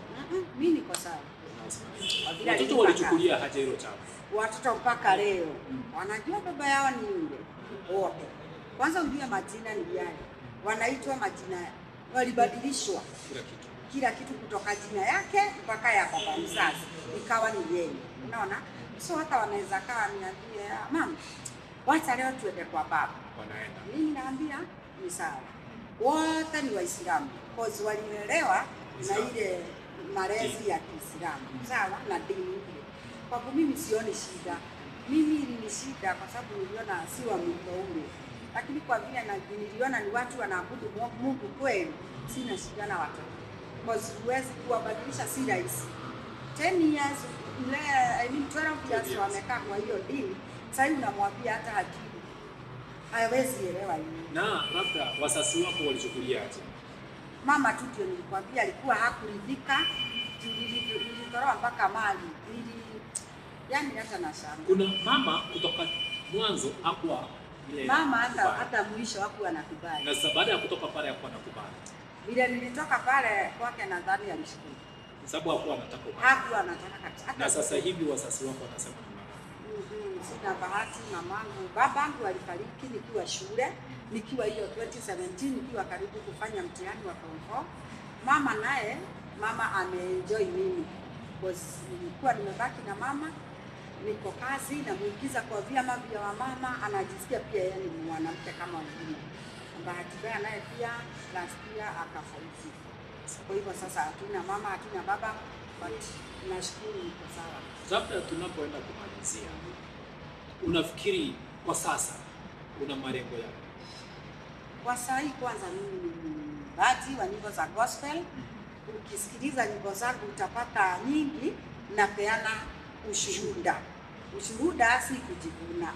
Unaelewa? Ile Mungu amekutendea. Nakumbuka tukiwa katika ile kipindi yetu ya Testimony Show tuliongelea kuhusu zile nyimbo zaidi ya 8 au siku YouTube yako inatumika kama washupa watoto. Na nyingi tukiongelea, moja inasema hakuna Mungu kama wewe, moja inasema ni furaha. Kwa hivyo at least simekutia moyo na kabisa. Yaani ukisikiza nyimbo zangu ni testimony. Sababu nyimbo zako baada ya kutoka ndoa miaka 3 ndio naona sote umeanza kuimba. Sasa hivi unaimba. Kule nisingeweza kuimba. Sababu ulikuwa katika kwa madhabahu mengine ya Uislamu. Mimi sijai kuwa Muislamu. Hiyo roho haijawahi niingia. Unaona? Juu mimi nimelelewa Kikristo. Halafu kama umesaliwa huko, ile sasa umeolewa pale. Ile baba alikwambia mwanamke hana dini. Na nilikuwa na babui nifurahishe mume wangu. Nilikaa vile anataka, vile anataka. Lakini na yeye nifanye amenidivorce. Mimi nilivua bubu na nikaenda kazini na hifsa. Alichukua leave 2 months. Yeah, kwa hivyo yeye pia ilimuaffect. Lakini kwa sababu hapo amepanga kuachana na wewe, lakini sababu ya familia. Na ile yani iko na what you call the influence. Labda tunapoenda kumaliza, kuna mtazamaji anakutazama pale katika runinga yetu ya Romi TV Africa katika kipindi cha Testimony Show on what's your story. Unafikiri katika hii mambo umepitia na saizi huko, wewe ni mwimbaji, wewe ni mfanyikazi, wewe ni mzazi, yani hii mambo yote unafanya, unaweza kuyafanya aje? Unaimba, uko kazini, hii mambo yote unafanya namna gani? Sasa kama ni mambo ya kuimba, hii music usanii ni talent. Hata nikiwa juu ya mashini hivi nasikia nyimbo imekuja kwa akili, itashida hapo mpaka ni record ama ni andike, juu inaondoka akili zikiwa fresh after kama 2 to 3 days nasikia ingine. So niko na nyingi. Hiyo ndio njia umeanza kwa. Hiyo ndio njia ninapatanga nayo sana. Kuna mtu anakutazama, amepitia maybe mambo yale umepitia, na angependa labda hiyo shuhuda ambao ameusikia wako, kuna mahali umemgusa. Nataka uangalie kamera tu sasa. Uambie ule mtu jambo ambao wewe vile umepita kutoka kule mpaka mahali huko. Jambo yani tunaita what's your parting shot? Yani jambo gani lako hivi la mwisho unaweza ambia mtu mmoja anakutazama kwa ile kamera, alafu uweze kumwambia jambo. Uko na dakika 2-3 za kumuongelesha. Jambo langu la mwisho ni kuna wanawake wengi wanazaa wakiwa hawajaolewa, wengine wamezaa na wakaachana na mabwana zao, wakawa wanaona ni kama mwisho wa dunia umefika. Nataka ujifunze na mimi. Si mtoto mmoja, si wawili, si watatu, ni wanne. Na nilipata mtu ambaye aliniinua mpaka miaka hiyo 12. Kulelewa na mtu watoto wanne si mchezo. Shule, mavazi, chakula, kila kitu. Sasa mimi hapo huwa naona Mungu mtupu. Ni vyema kumtegemea huyu Mungu kwa sababu anatengeneza njia pasipokuwa na njia. Sasa hii mimi niko sawa, watoto wangu wako sawa, hata wewe Mungu anajua shida zenye unapitia. Wewe amini Mungu na ujikubali na ujiamini na uombe Mungu akutengenezee njia. Kama ni watoto usiwachukie. Hao watoto ndio wanafanya Mungu akutafutie njia nyingine. Jinaitwa Washuka wa Gatondo. Unaweza nitembelea kwa YouTube channel yangu. Like, subscribe, hiyo utakuwa umenisaidia to grow pamoja. Then kwa Facebook najiita Washuka wa Gatondo, hiyo ni page, ama Jane Washuka. TikTok pia niko Washuka wa Gatondo, everywhere Washuka wa Gatondo. Nimefurahi kuwa na wewe. Sasa unataka, kuna mtu anakutazama, labda sijui kama namba yako ni private ama mtu anaweza pata namba yako, anataka kusikia hiyo mwito, anataka kusikia umtie moyo, na unaweza labda kupeana email ama namba yako, kama mtu anakutaka anaweza kukufikia. Labda kuna wale ambao umetia moyo. Angalia kamera wako. Namba yangu ya simu sana sana, hasa kwa mtu anaweza taka tuongee one on one, pengine umekuwa pahali umefinyika ujifanyaje, ama wewe ni mwanamuziki, yani wewe ni musician new mwenye hujui ufanye nini, uache kwa YouTube. Ndio mpaka tulikuwa na YouTube pamoja. Nipigie simu namba hii 0723 532 512. Nimesema namba itumiwe kwa msaada peke yake. Shukrani. Asante Washuka wa Watondo kwa kuja mpaka kumekuwa usiku sasa. Imekuwa safari ndefu tangu ya tuanze. Mimi nashukuru sana kwa sababu umeweza kuja. Nashukuru sana kwa sababu umevumiliana nasi. Najua kuna mtu alikuwa pale ana give up katika maisha. Kuna mtu alikuwa pale aliona kama imeisha sababu ndoa iliisha. Lakini uko hapa na watoto ulipata wanne, sasa ni watano. Lakini umesimama kama mama, wengine wako UK, wengine wanasoma, na bado unafanya kazi, ni muimbaji na bado unasaidia watu.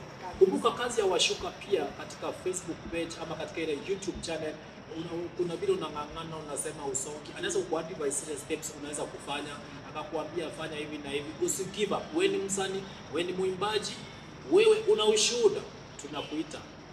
Enda pale kwa at Dr.Robert Osoro, what is your story @gmail.com, ama Dr.Robert Osoro, this is my story @gmail.com. Tuma ile ujumbe pale ili tuweze kupokea. Tutakuwa na wewe, tutakufanya interview. Naenda katika YouTube channel zetu na Facebook, Instagram, TikTok @Dr.Robert Osoro @Romi TV Africa. Subscribe, like for us, comment, tell us where you are watching us from. We shall be responding to your messages. And also go to Washuka wa Watondo Facebook page, YouTube channel Washuka wa Watondo, ili ukalike, ukasubscribe. Muulize pale, namba yake iko pale, tuweze kukua pamoja, na najua tutasonga pamoja.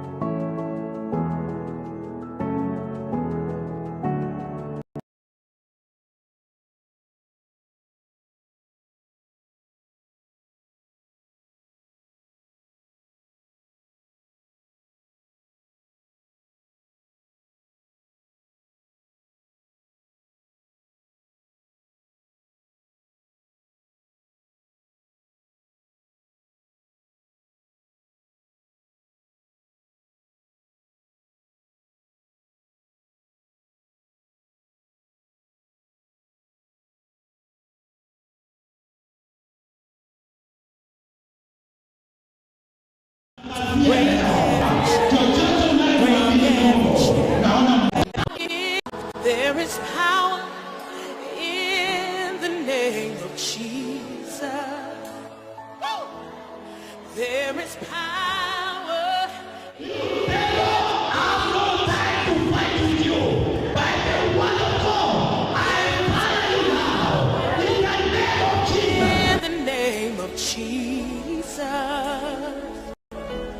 break every chain, break every chain, break every chain.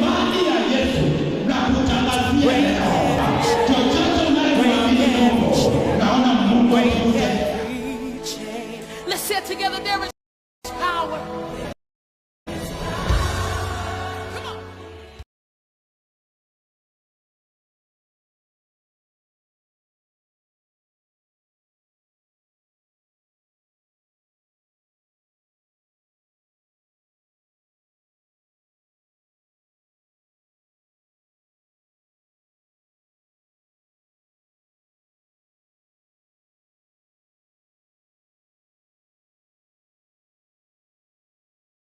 There is power in the name of Jesus. Woo! There is power. In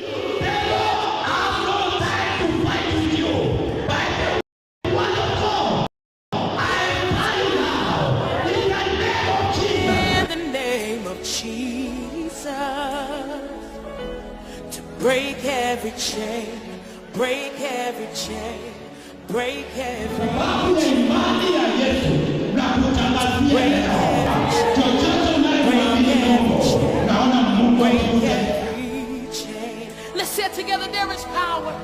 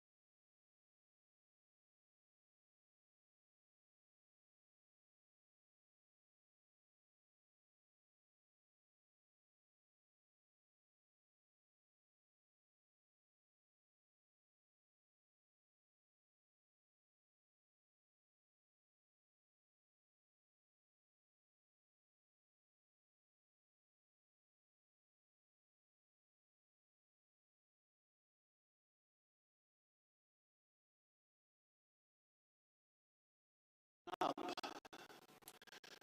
coming from heaven when they are already catacathed are over. Now is the whole lamp. That is why God tells Joshua, every place that the sole of your foot shall tread upon, I have given you. In other words, Joshua, there are no boundaries. Mark your own boundaries. So it is you to open up, to allow the Lord to open up your eyes that you may see what you have received in this conference. Somebody pray with me and say, my Father, my Father, my Father.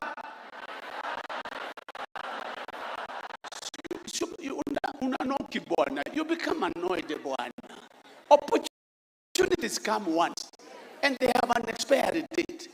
Pray and say, my Father, my God.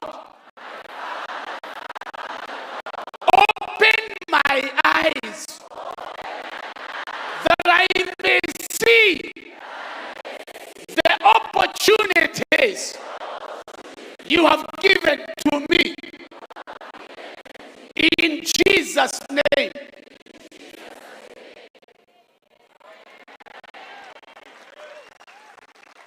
So apostolic visitation brings in establishment.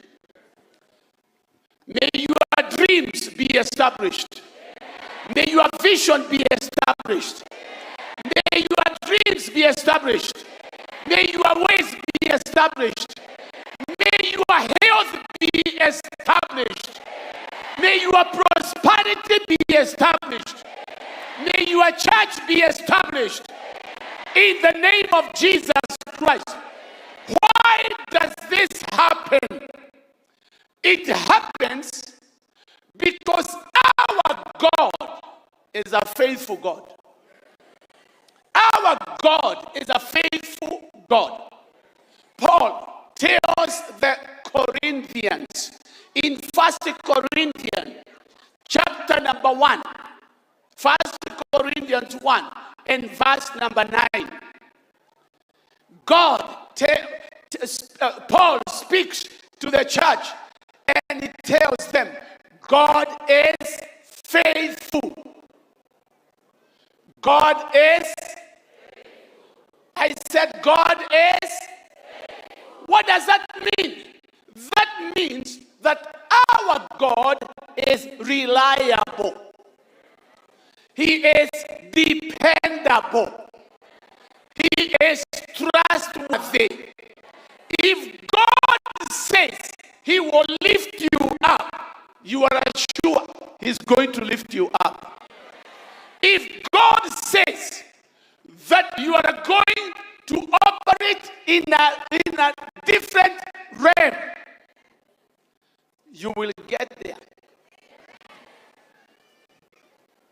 What did that lady sing? What was she sang and said?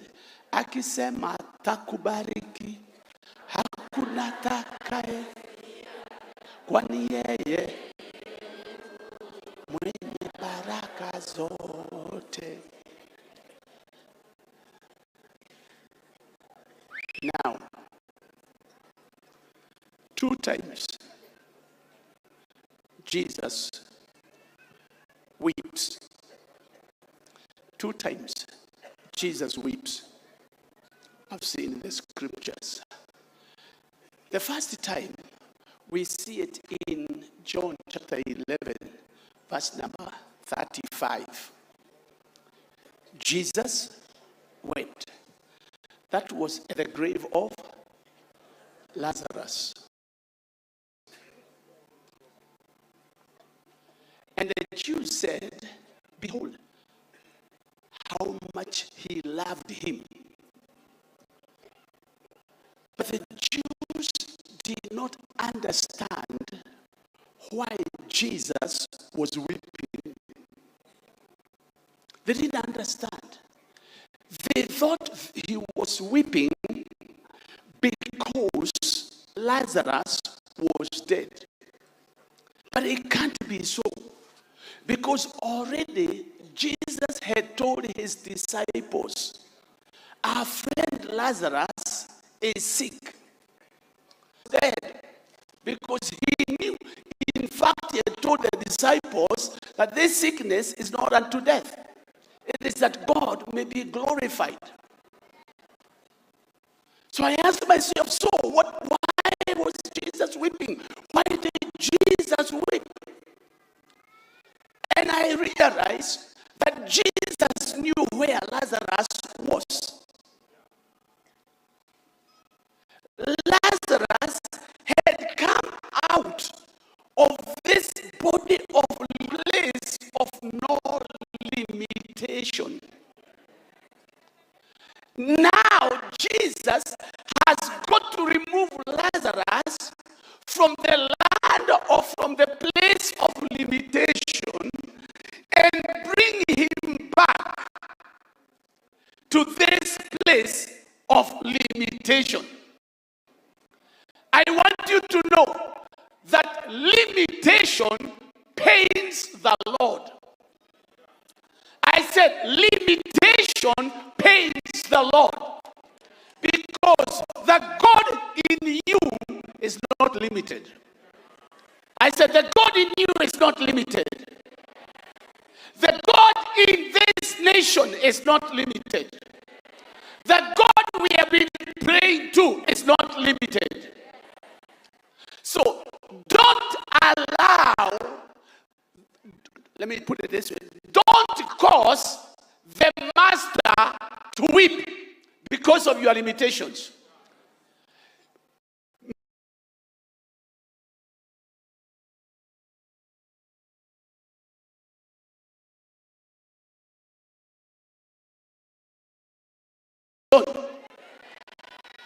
Every limitation, everything that has been limiting you from getting to the place of your destiny, by the anointing upon this altar, we break it today.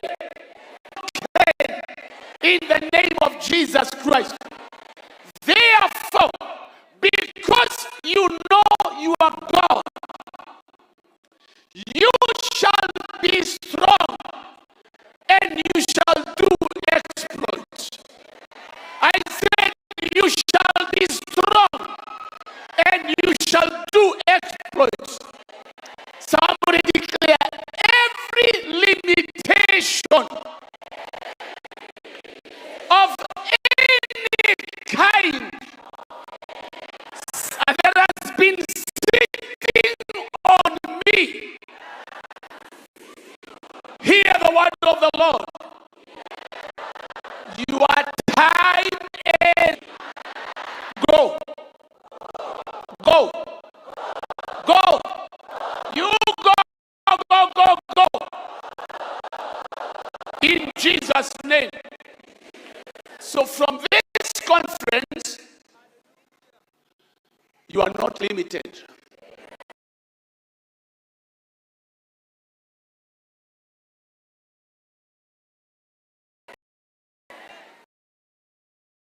Go and do exploits.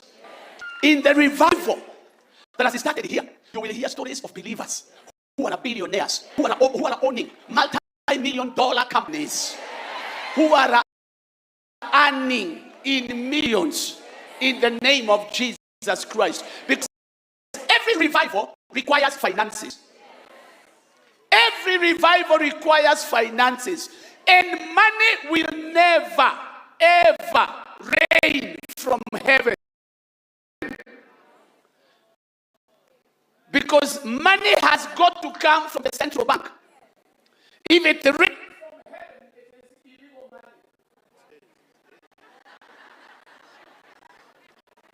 so money will come through the hands of the believers. If you are one of them, lift up your hand and declare, I am one of them. Declare, I am one of them. I am trustworthy.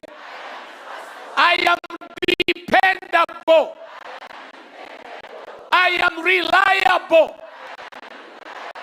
May the Lord anoint you with the wisdom to make millions. May the Lord anoint you with the wisdom to make. So you shall not cause the Lord to weep because of your limitation. You will declare with Paul, I can do all things through Christ who strengthens me. And don't be afraid of starting something new. Don't be afraid of leaving the old and going for the new. It is in taking the step towards the great that you will see the hand of God. 2 times Jesus wept. At the grave of Lazarus, the second time Jesus wept is when he is getting into Jerusalem in Luke chapter number 19. Luke 19 and verse number 41. Luke 19, verse number 41. This is the triumphant entry.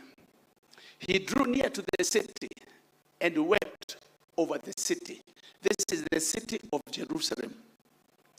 Let me give you the scenario, and I'll be out of this place. Jesus tried on all this. There is singing and shouting. It is a mood of jubilation. It is a mood of rejoicing. It is a mood of victory. And as he climbed, you see, in Jerusalem, you have to climb up. You see, Jerusalem valley and is surrounded by hills. So you go up the hill, and then all of a sudden, you see there is this huge city. So as they are ascending towards the top of the hill so they can descend, they get to the top, and suddenly, wept when he saw the city. Let's not let God look at Kenya and weep.